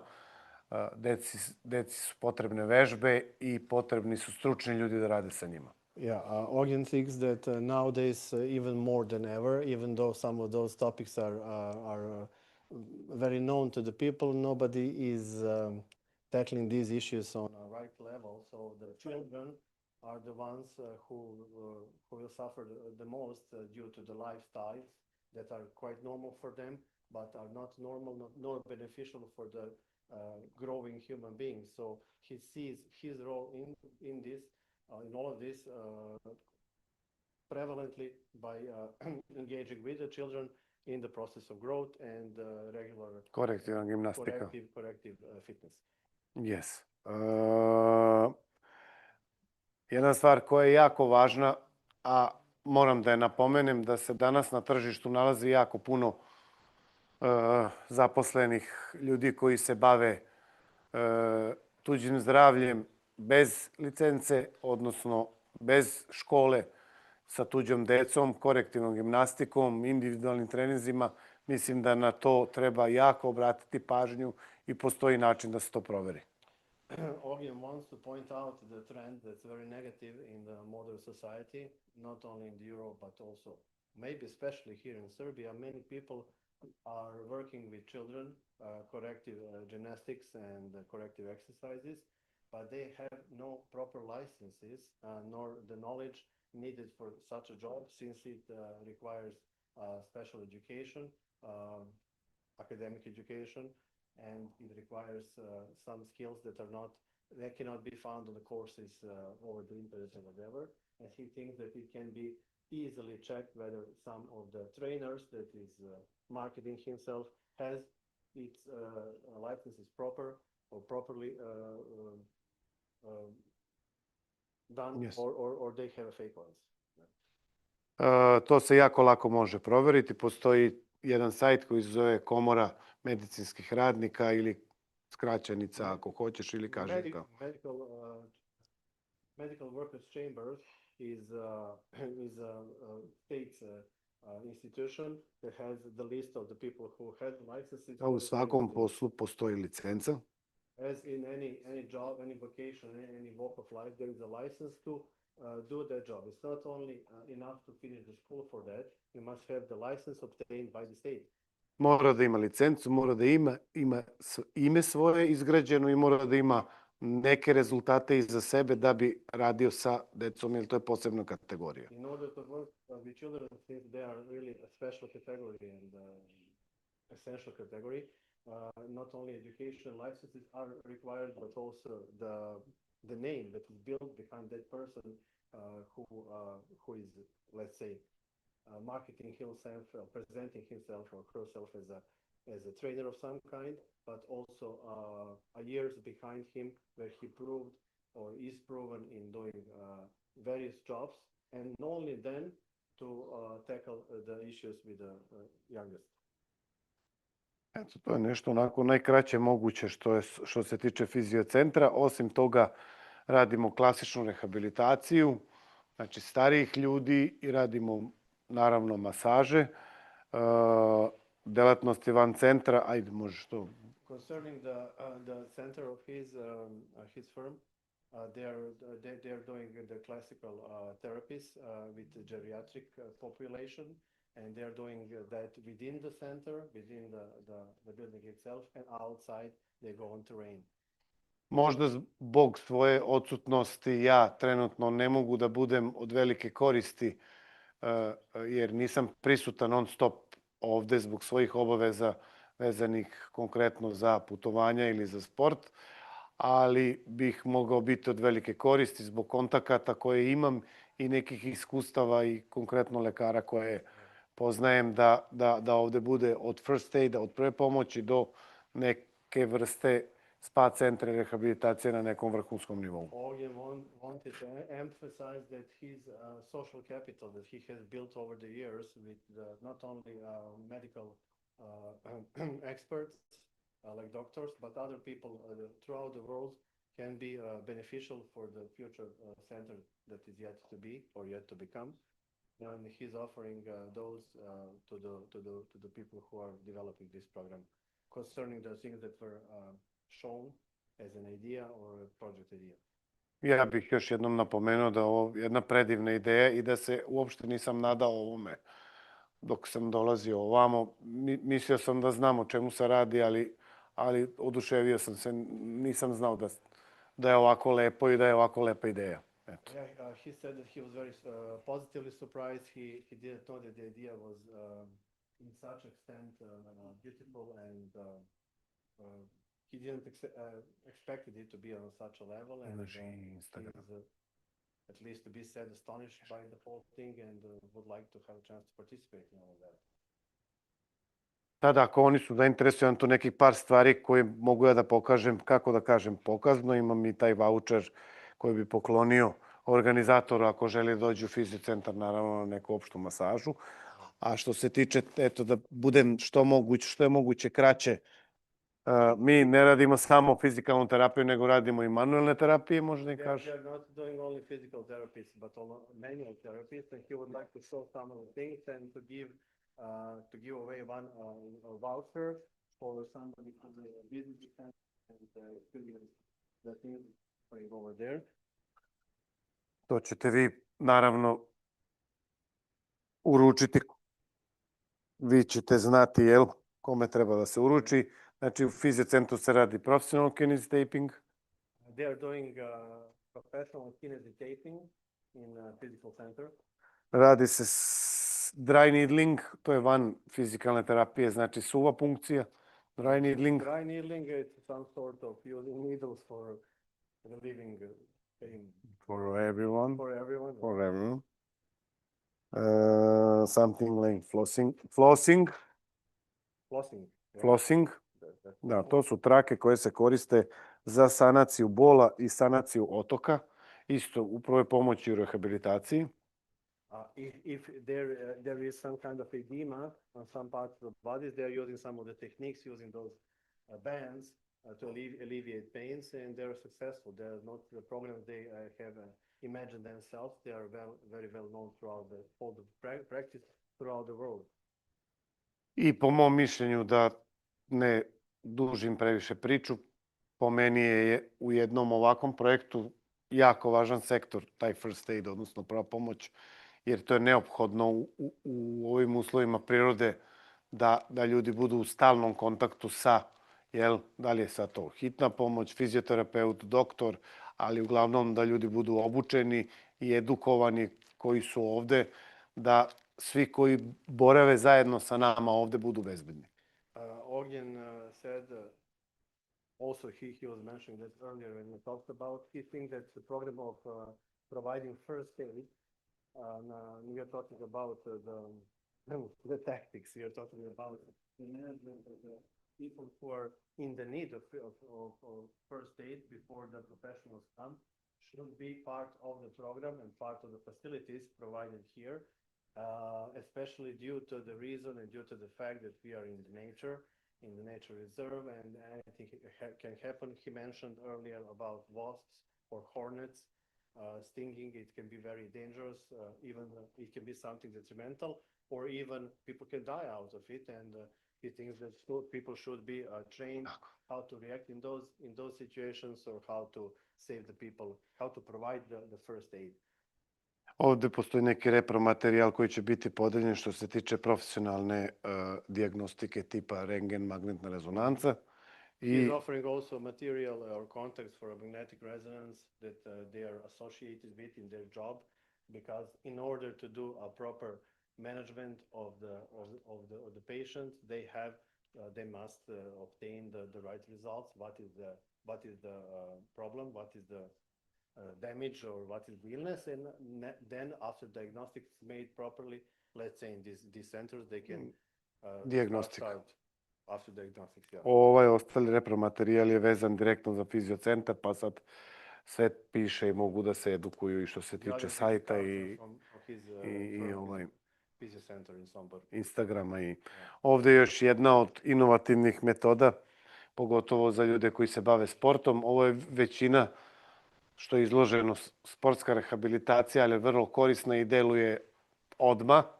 Znači, akutno. Most of it he presented here is a sport rehabilitation kit, and it is something that is used for acute pains or acute problems, and it's very effective. But now he's showing a strange device. It's some kind of comb. Yes, kao like fibrolizija, kao metalni nož koji se koristi da se sanira otok, da se saniraju povrede i tako. Posebna tehnika. Which is applied directly onto the skin, and with the movements you can... IS-Team se zove. IS-Team, you can tackle with edema or some other inflammation process in the body. Ja bih vas ovom prilikom još jednom zahvalio i stvarno sam iznenađen. Prvo se zahvaljujem na pozivu, a onda i na ovoj vašoj prezentaciji pre mene, jer meni se to jako sviđa. He pointed out that he likes the whole thing very much, about Liberland, about the Ark Village, and he is very grateful. Hvala. And thankful for having the opportunity to talk before you. Thanks. Pitanje da je pitaš? Ne, ja samo hoću da im kažeš da im se izveriš još jednom zbog... Može. Može uvek. After we will have some kind of workshop over there where he will be present and you can talk to him. Sure.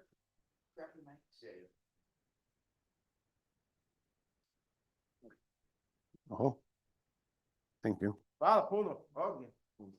Thank you. Izvini se još jednom, ali dobro. Skills.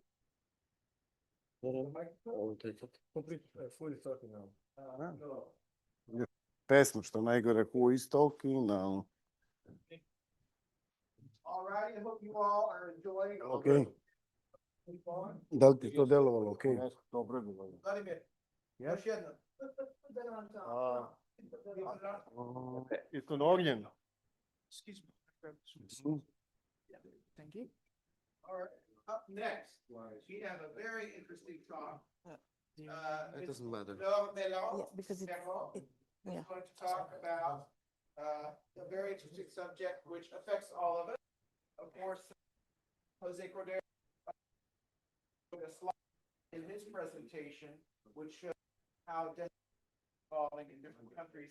This is directly related to some things that Dom is going to talk about. Make love and make babies. Don't die alone.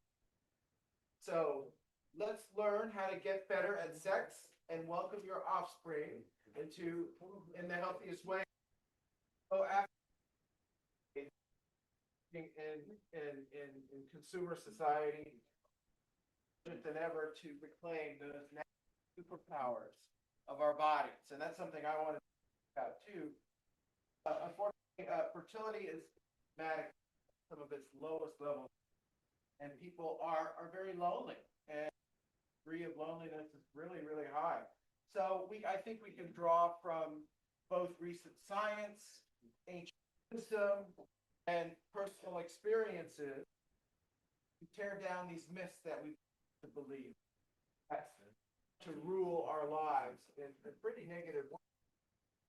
Another interesting fact is Lola has also given birth at home. It's not working, It's so we not need to, working? yeah. Okay. She's also given herself, which is pretty amazing. And so advise science on, practical ways to deepen connections with one another. So, and that leads, of course, to a fulfilling life for the rest of your years and beyond. So if you want to know more about her, look her up on the LinkedIn. So, and she'll be glad to speak to you about So much. this great topic.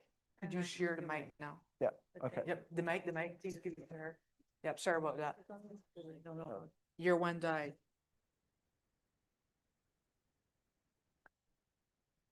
And thank you for the opportunity to talk about those topics, which are definitely not on my LinkedIn, but they are really topics that I've been studying, experimenting with, and being very passionate about in my volunteering life, so to speak, for many, many years. It started when I was in high school, like late high school and young adulthood, when I started to have sex. And then sometimes it was absolutely amazing. It was a wonderful moment. And sometimes it was absolutely catastrophic. And it was like dreadful. It was like a hell of a memory. It was terrible. So I thought, with such a big delta between how bad it can be and how good it can be, I need to study to minimize the bad experiences and maximize the good experiences. So I went really deep into reading, into researching, and I would be a super annoying lover when I was a young adult, because I would debrief. Like after every time, I would just be really precisely, what did you like? What did you feel when this happened? What did you prefer in the time we spent together? And I would share my own and stuff, but I would be very, very using the scientific method to make my own research topic, plus reading a lot of things from ancient Greece to tantric things to whatever. Today is more like slow sex movement and stuff, but it did not really exist at the time I was starting studying. And it connects to making babies. It's all about the superpowers of our bodies. We this thing, but that's the way we view it. Since of industrial revolution, we unleashed a super energy source. So we needed actually a lot of robots and machines to use all this potential. now could harness.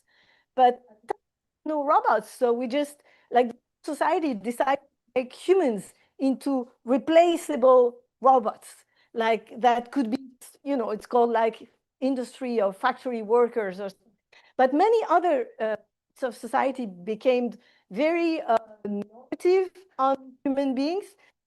When you travel and you live in countries which have less been involved into industrial society, they still view every human like as one unique thing, and somehow they find a place for him in which is not their job, replaceable cog in the machine. Okay, so the human body had so much like natural power that the industrial powers did not need to, you know, unleash, because we needed robots, not like super. So we have to start with education and with a lot of other things, but especially education and work, like what's called work, disconnecting every with the man first, and then the women being disconnected more and more from really feeling their bodies, trusting them, understanding what is going on in their own bodies. And that's how today almost everything you believe or you see around childbirth is really like nonsensical.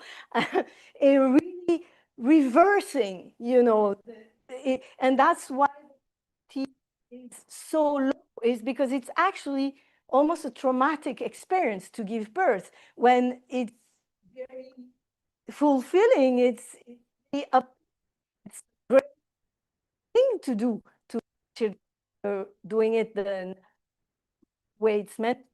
And it's a very traumatic process when you go through hospital pain, fear mom actually know how to deliver. This is the all this kind of. So anyway, I didn't say taking care of infants. Volunteers for about 5 years, and I'm still off and on and off within La Leche League. LLL, it's actually triple L. It's not Liberland with double L. It's triple-L.org. It's an American mothers wanted to promote breastfeeding and natural infants, and they worldwide now. I don't remember when they started, but it's a very like massive decentralized organization that is helping to create a healthy information resource around natural infant care and breastfeeding. So every country has almost, that I know of, has LLL like how do you say, volunteers, and you can call them when you're a new mother or expectant or anything to ask for actual information and propaganda seen on TV, movies, and like it's very difficult to find any kind of cultural content that is actually accurate. It's almost to say like when you have a baby, it's like so incredibly difficult for 1 year. In my own experience, it's so incredibly easy. You just have to respect 3 needs. It's actually even down to 2.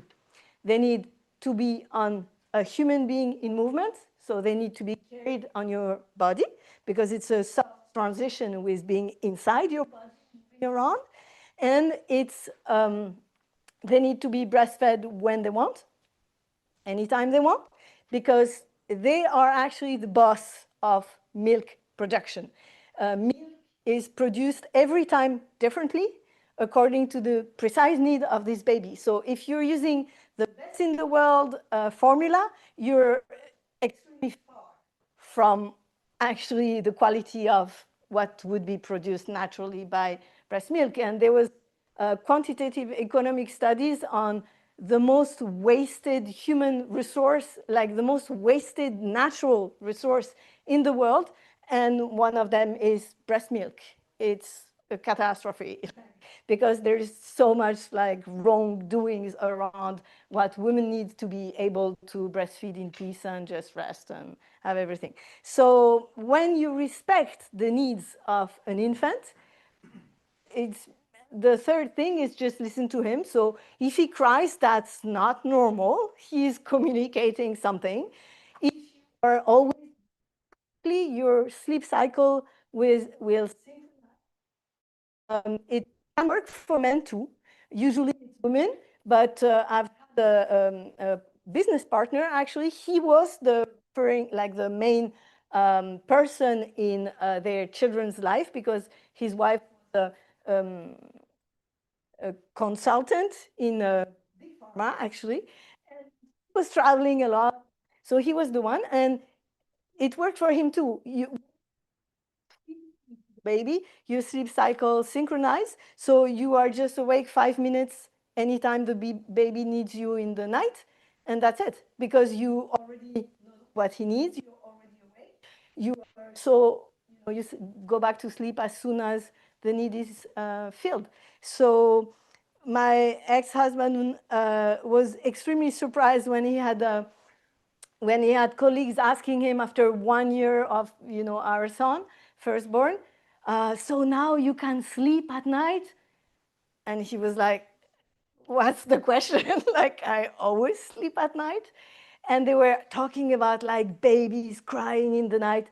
And he was like, it just never happened, because my sleep cycle was synchronized. So when the baby would be like, that means he needs to be breastfed. So I would plug in the breast. I would never, ever breastfeed sitting. I would always breastfeed even at daytime laying down, so I could fall asleep and get, full rejuvenation naturally with the hormones that are released by breastfeeding. So yeah, I just had zero crying at night ever with my 2 kids, okay? And giving birth alone, okay, it's not for everybody. To do it, don't do it. And some degree of like personal responsibility in this, and the body really knows. So I was very intentional in not deciding ahead of time. So I had prepared, like I had a really precise up of the pregnancy, and I would decide only in labor, not allow myself to decide whether I would at home or go to the hospital before I would be in labor. So when labor started, the time I was alone, because I had midwives, which they were home, like at home. So it was a whole first, but midwife here, actually, but they involved a little bit. And so for the second one, I delivered completely alone. But I decided only at the last minute that let's go, there's no problem, and let's go for it. So it took me like 3 hours, and then the baby was up. But I had prepared every possible file for the hospital, everything. Like I do seemingly crazy, and I've done a lot of them in my life. Maybe one of them is being here, but I use a great lot of research on the topic. And so I will come back to the Bitcoin that in everything I'm telling, don't trust, verify, okay? And take responsibility. So of course, as usual, I've been in a flow and I completely did not follow my presentation order. So what did I forget? Because I started with babies, where I wanted actually initially to start with sex. So, okay. So baby wearers, okay, sorry. So yeah, I think I said everything except reading advice. So, and I also went further in the freedom I gave to my children by giving them the freedom to not go to school, which is actually legal in France under some quite strict condition. But so Maria Montessori is really great to really understand the worldview of children, the way children think. And for some reason, I find most adults, they really don't understand like the inside of babies or small children. For some reason, which I can't explain, it's very clear to me. And who has a small child, and she's like, okay, like, I need translation. And I'm like, oh, he wants to show you this thing. I don't know why it's still very clear to me, but maybe because of Montessori, the way she explained what's going on inside the worldview of a child. And another read about the actual real needs of of infants, is the continuum concept. It's a little bit adventure story in the Amazonian tribe, written by an Italian woman, but I'm sorry, I forgot on her name. So it's actually 2 Italians, and that's it. Trust verify. So okay, we're doing this. So basically, before a child is born, before he's 1 or something and starts walking, just don't buy anything. Just give them proper attention and animal care, like real. We are mammals, okay? That we have breasts. That's not for being on a car advertised, for keeping the legacy on and keeping the culture going and those kind of things. So, okay. And why did I choose to, that should be introduction, I'm so sorry. Why did I choose to talk about those topics? Because when I get into a group or a community, I usually look what everybody is talking about, and I try to fill a gap that I identify. I'm like, how can what I know be of service to this precise community? And in the different community that I've met, there are a lot of young men, and it is very difficult to be a man today and to know where to look and what to do with your life. It's super hard, honestly. There were many years in history where it was very, very hard to know what it is to be a woman. But I would say now it's like very difficult to know what it is to be a man for young men. And a lot of people also who are either single or childless. And that's a concern. If we want civilization, community, and societies, if we have this understanding of time that is maybe linear, like let's be immortal, then it's okay. Well, we're going to be immortal. We don't need babies and we don't need to, procreate. But maybe it's a gender. Maybe women are more to seeing time cyclical. And cyclical, you need to go through those processes of giving birth and letting grow, seeing that someone is growing, decaying, and maybe dying. Could be after 250 years, it's okay with me.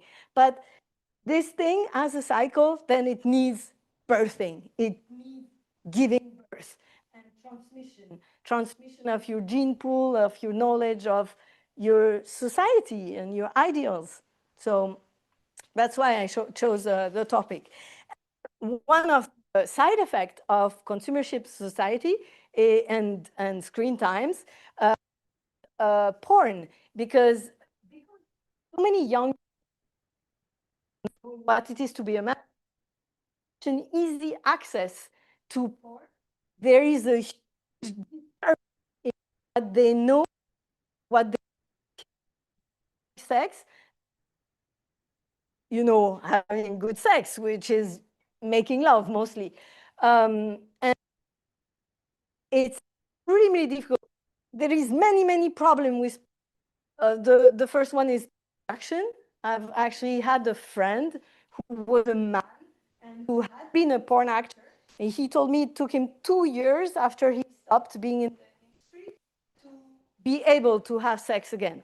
Because it's like rape, actually. You're raping yourself constantly. You're acting out something that is mentalized by somebody else. And you are heavily drugged. There is not a record of any kind of porn actor that I know of that does not take drugs, either for like keeping on or just for handling the violence that it is to do this. So there is big problem with this, and there is big, like it's like you want to learn about how mice live, and you watch Disney, Mickey Mouse. It's so far removed from it, like it's so far removed from it. So when guys used to seeing like super hot scream and that say, hey, and that on screen all the time, like normal women, it's like she's not that anyway. And if they ever get a chance to be in bed, they are so bad. Because everything they know about sex is basically wrong. So let's be really precise now. I'm going to share some exercise. One of the everybody should do, men and women. So for men, like the key thing to exercise is your pelvic floor muscle. It's useful for many reasons. So basically, you get strength where it matters. Exercise. It's obviously for like strengthening, so it kind of gives the partner and also gives more sensation, especially if the partner is like a little bit small and little. It's not small like this, it's actually small like this. That is a problem. Small like this is not any problem, okay? So you have more muscle, so you create more sensation. And also you can, control of the when you have really strong muscle. And why ejaculation is the problem? Because, well, it stops. So if you actually really enjoy the sex, why should it stop so soon? And for men, it's mostly the exercise that is recommended, like the animal, DEER.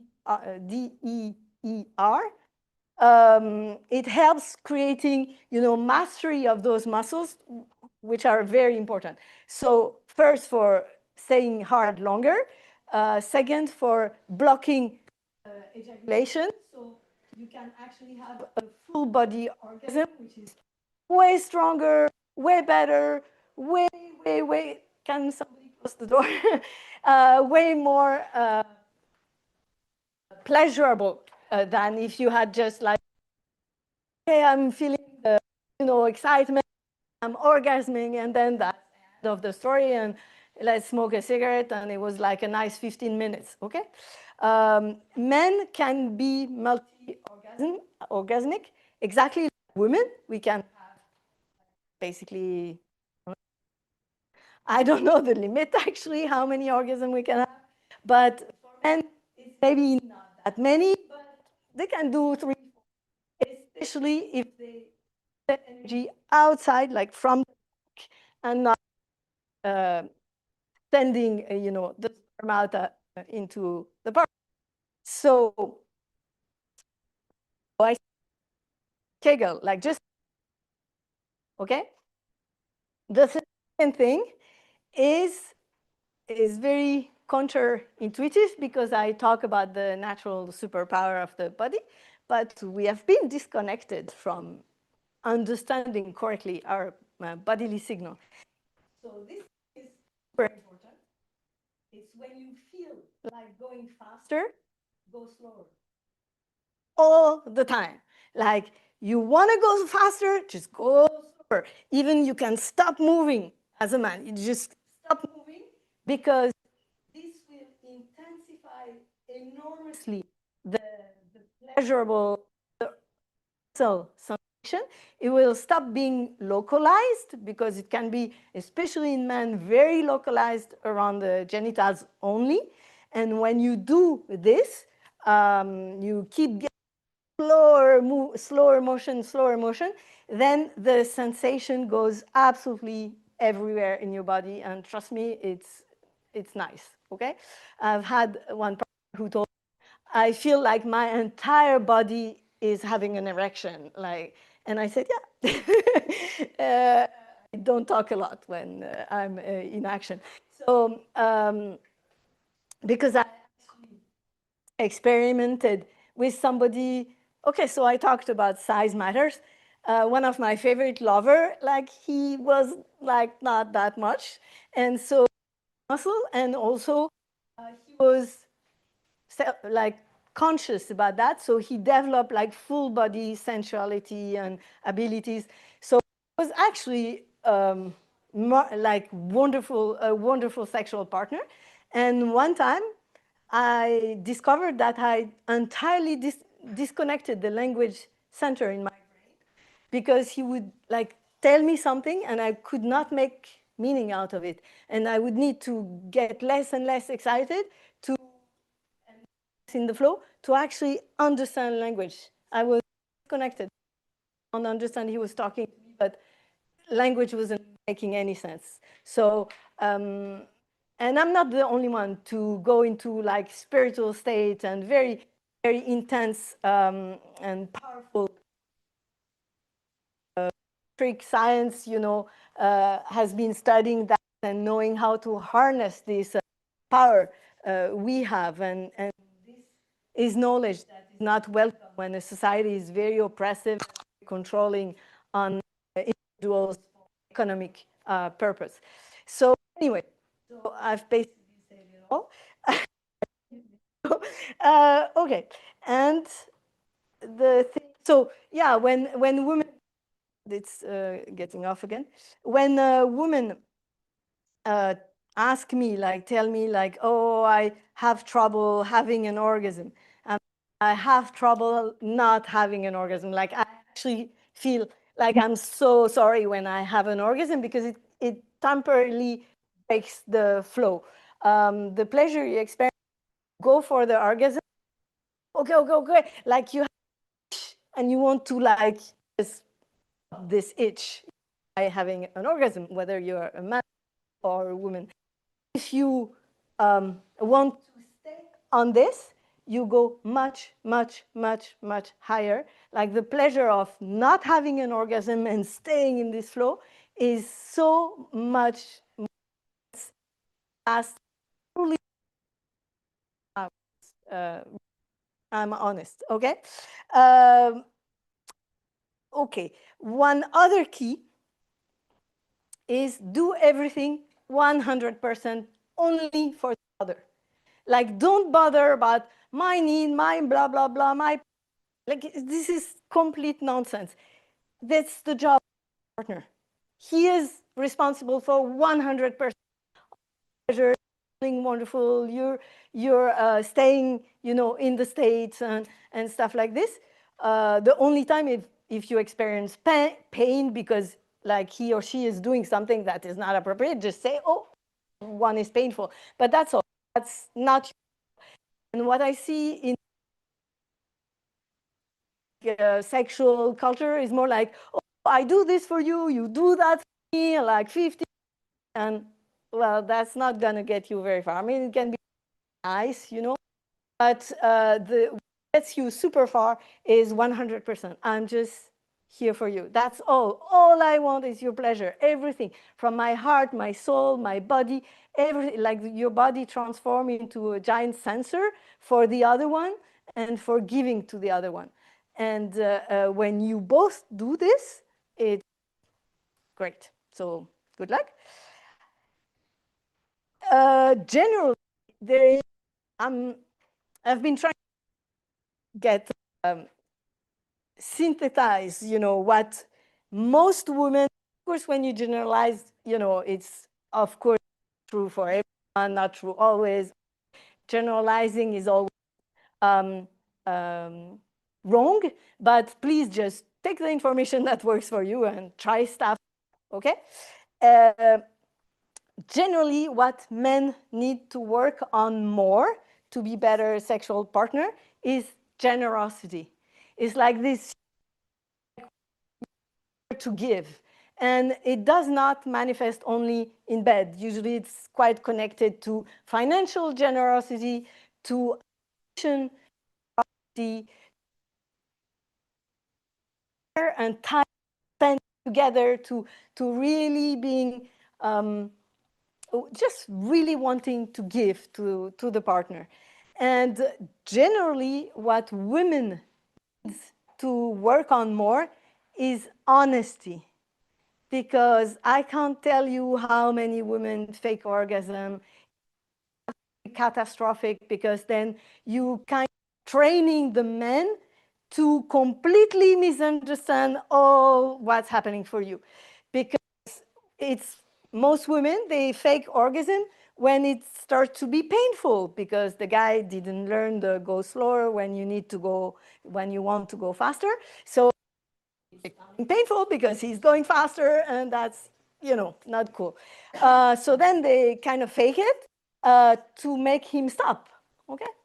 And I've heard men saying, oh, this weird in the women, they really believe they can only have one orgasm and they totally want to stop sex. Like, she's faking. They're all faking, Otherwise, if you have a wonderful orgasm, you are even more lubricated, like there is even more juice into you. And have whatever. Okay? Women need to work on honesty. Sometimes it's honesty really, really sincerely ignorant of what would give them pleasure, trust, and they care trauma, and they tense, in their body during and so they're very confused. So sometimes it's honesty with yourself as a woman, and most of the time is honesty toward the partner. And honesty doesn't need brutality. Like, it's totally wrong. Sometimes they're like, it's so bad in bed. Like you come in 5 minutes. What an asshole, your waist. That's not gonna help anyone. Like, it's not cool at all. When I mean honesty, it means, when you do, I feel like that, and I was starting to be in the flow, but then already you ejaculate. So, well, it kind of my flow because. And just have a talk that's generous and kind and that is curious, so you can make yourself and make your partner progress in giving each other wonderful experiences.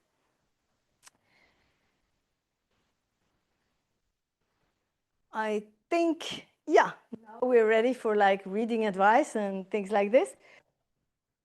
Yes? Because we will need some precious time with some therapies that are. No problem. I'm done in 3 minutes. Thank you. And I'm probably not the one that abused the time most, to be honest. So read The Way of the Superior Man. David Deida is an incredible read for men and women. I'm not a fan of the book he wrote for women, but this book, which is mostly directed at the masculine energy, which women and men both have a balance of masculine and feminine energy. It's just biological men usually have more masculine, but it just depends on people. Everybody has both and should know how to use both. Another happened to be French speaking. It's not yet translated in English, but I think it will be because it's so good. Is Margot Philippe.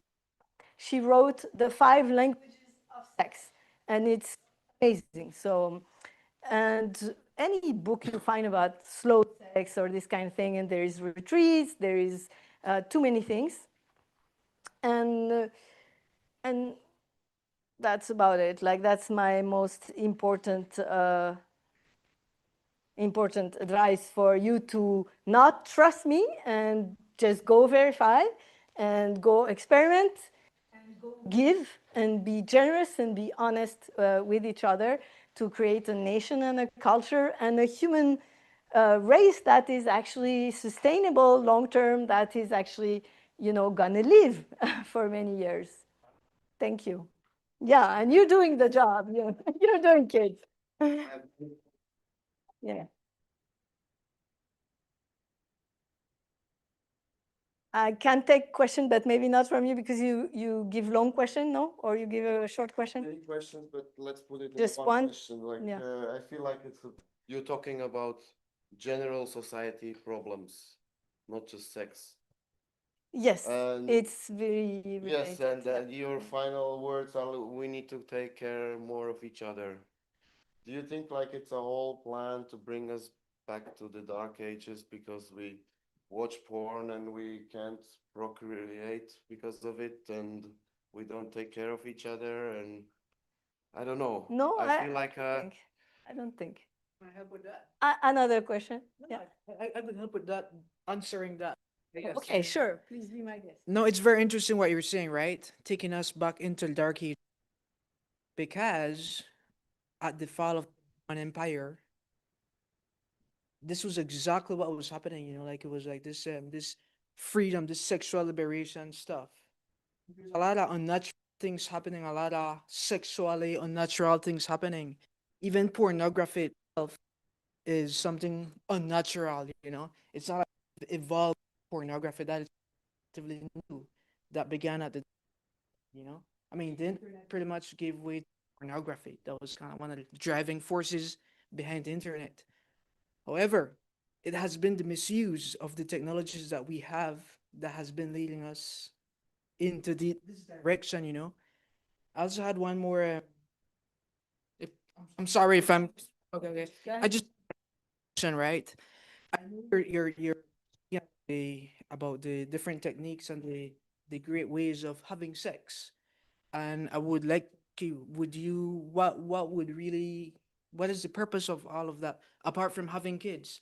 Because at the same time, I know this these same tech this same knowledge and thoughts The to spiritual. not just to spiritual. You could either do it to spiritual awakenings, but also you could do it to like the zeitgeist we're currently experiencing. You know, like with the casual sex and the, you know, all that, which was something that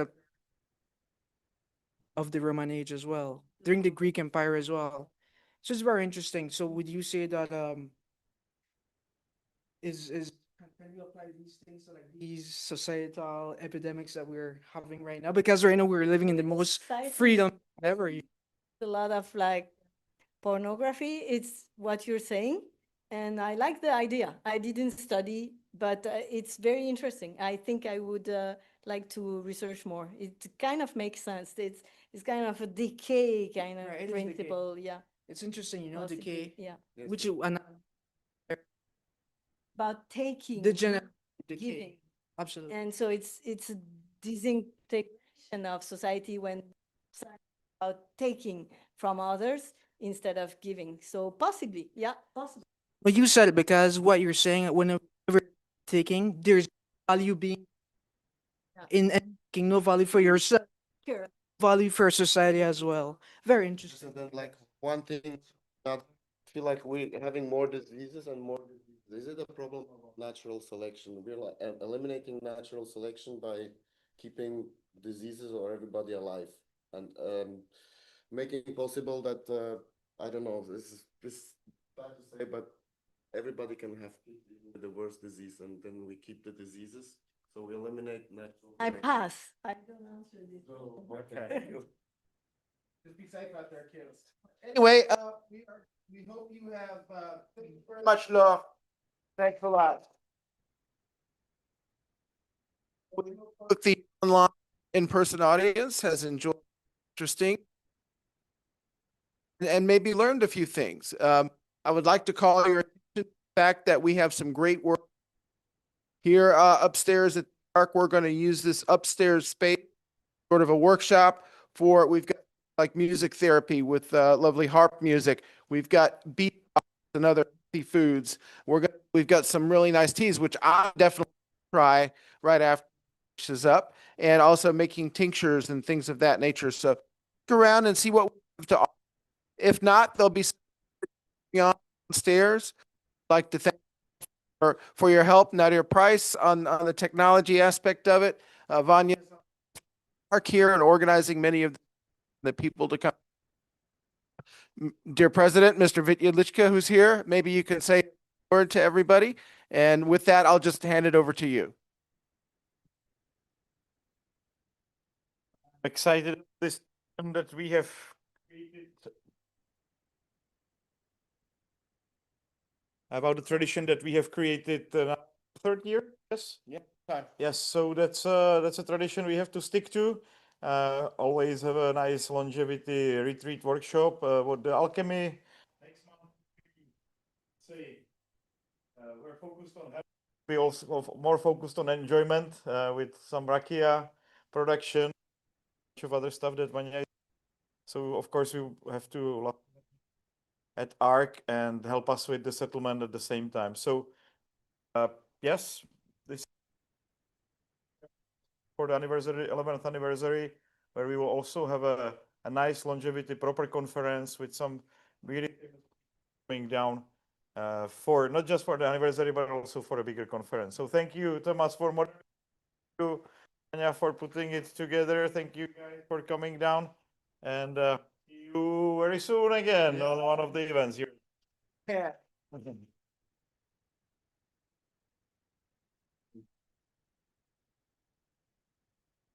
Thank you and bye-bye. So what's the deal here? This is nice. Thank you. Thank you for filming. as The well. magnet. Oh, yes. Oh, no. Oh, it's there. You got it. Okay. That was very improv.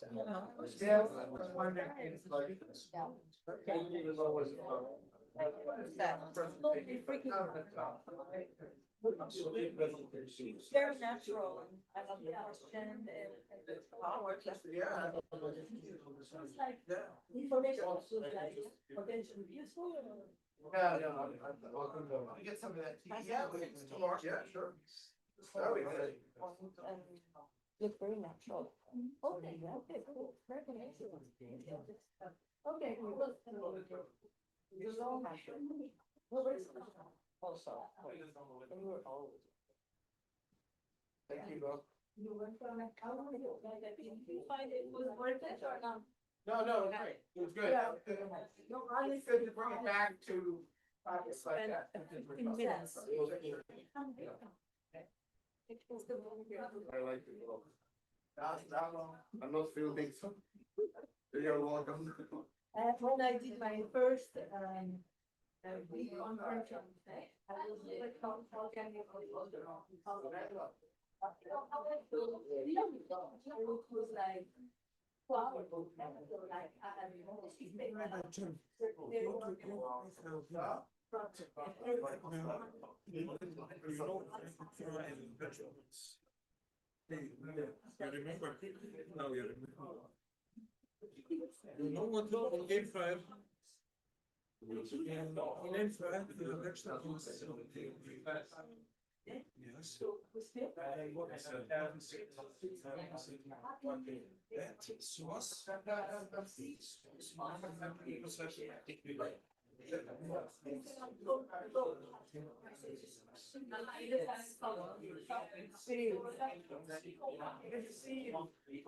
It's been a while.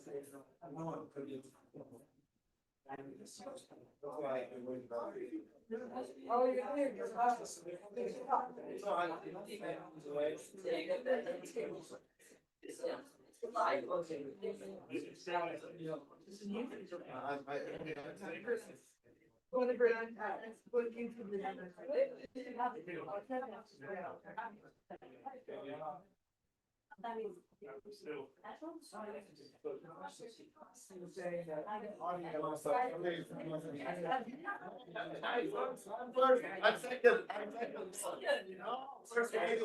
First lady always first.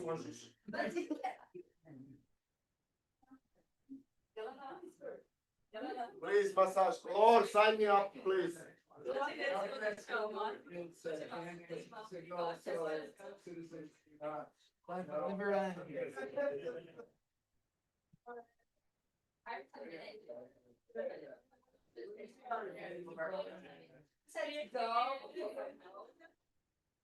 Russian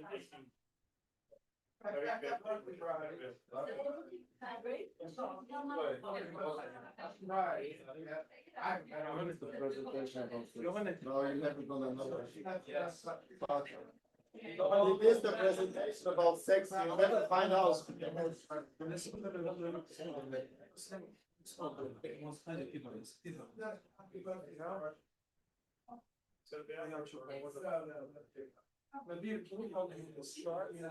How would you like to move?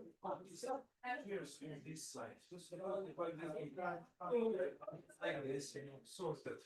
Because mass is used.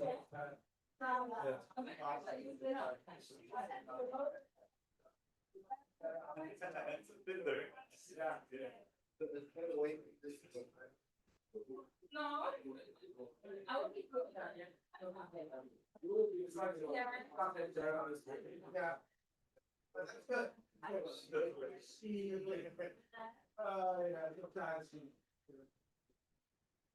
I mean, you don't leave it like that.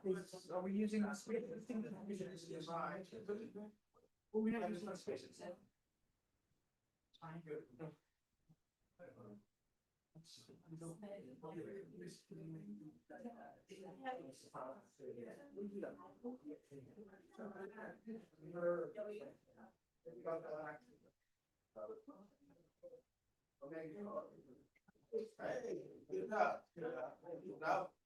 That was wrong.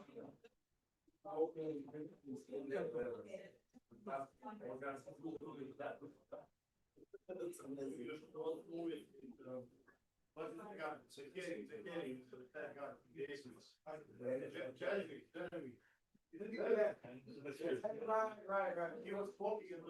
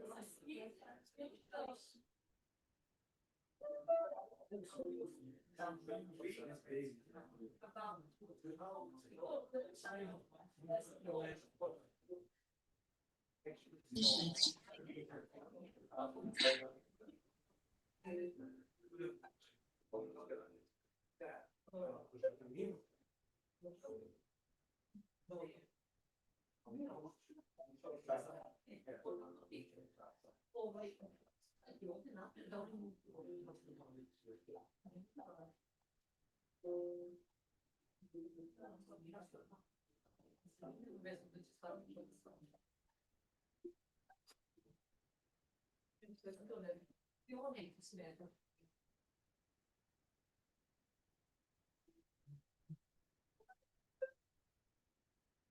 Now, you were studying this phenomenon.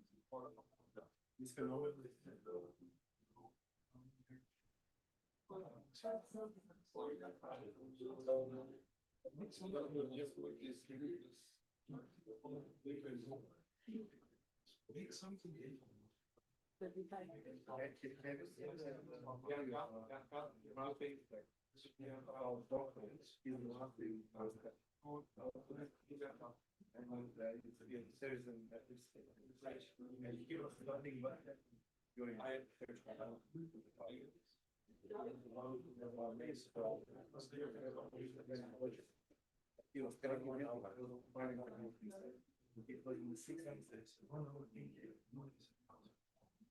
massage the serial very case.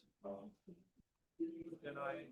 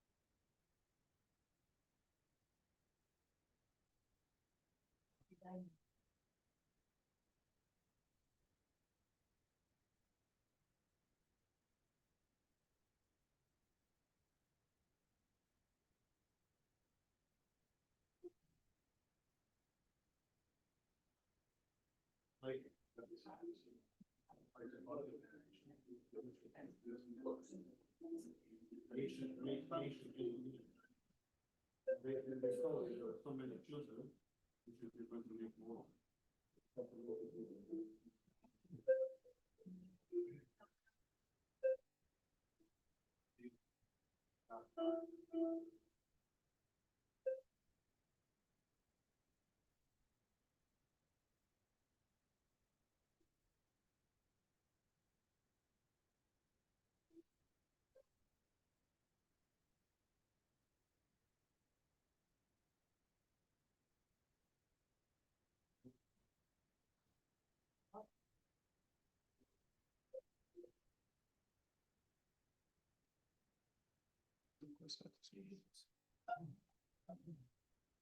Don't turn on the light for it to be fortunate.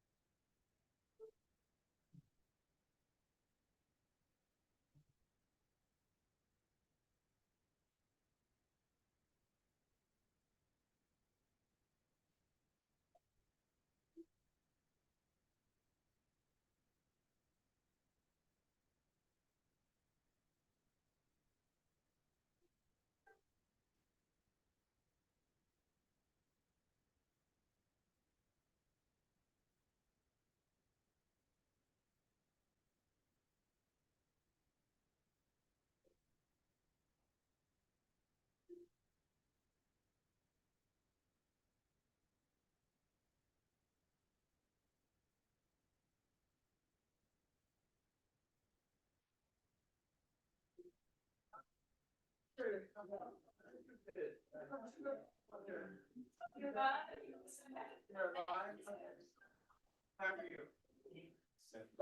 got compliments from my friend from Novisan watching and saying you were great. Yeah. The sound was.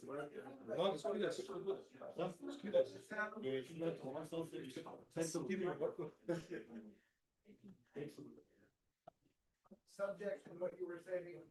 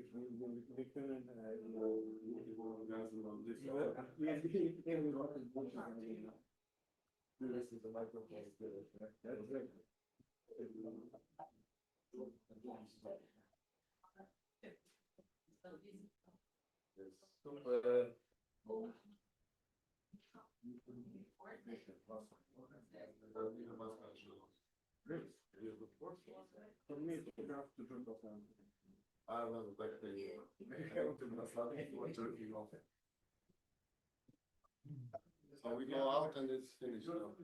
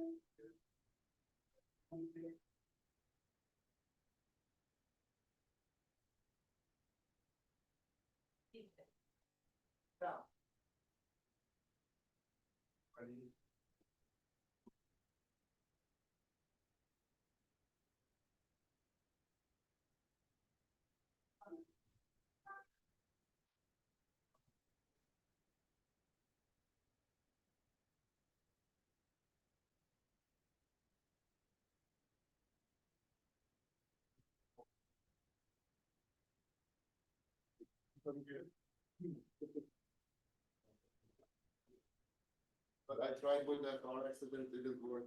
Trying with the police, I'm still alive. I should stop smoking.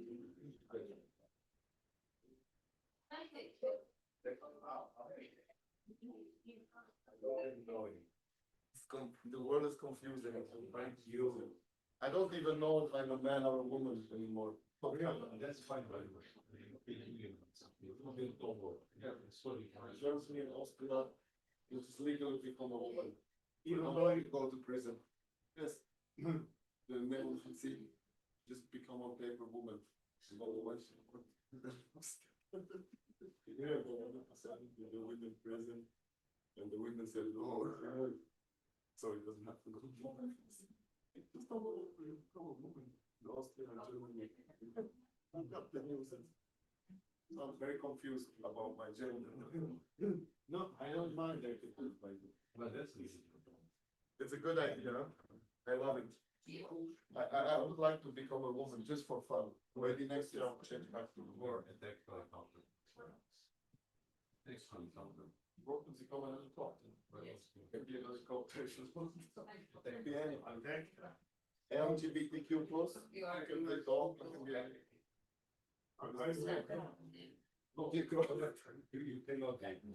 Yeah, I want to identify the policeman. Yes.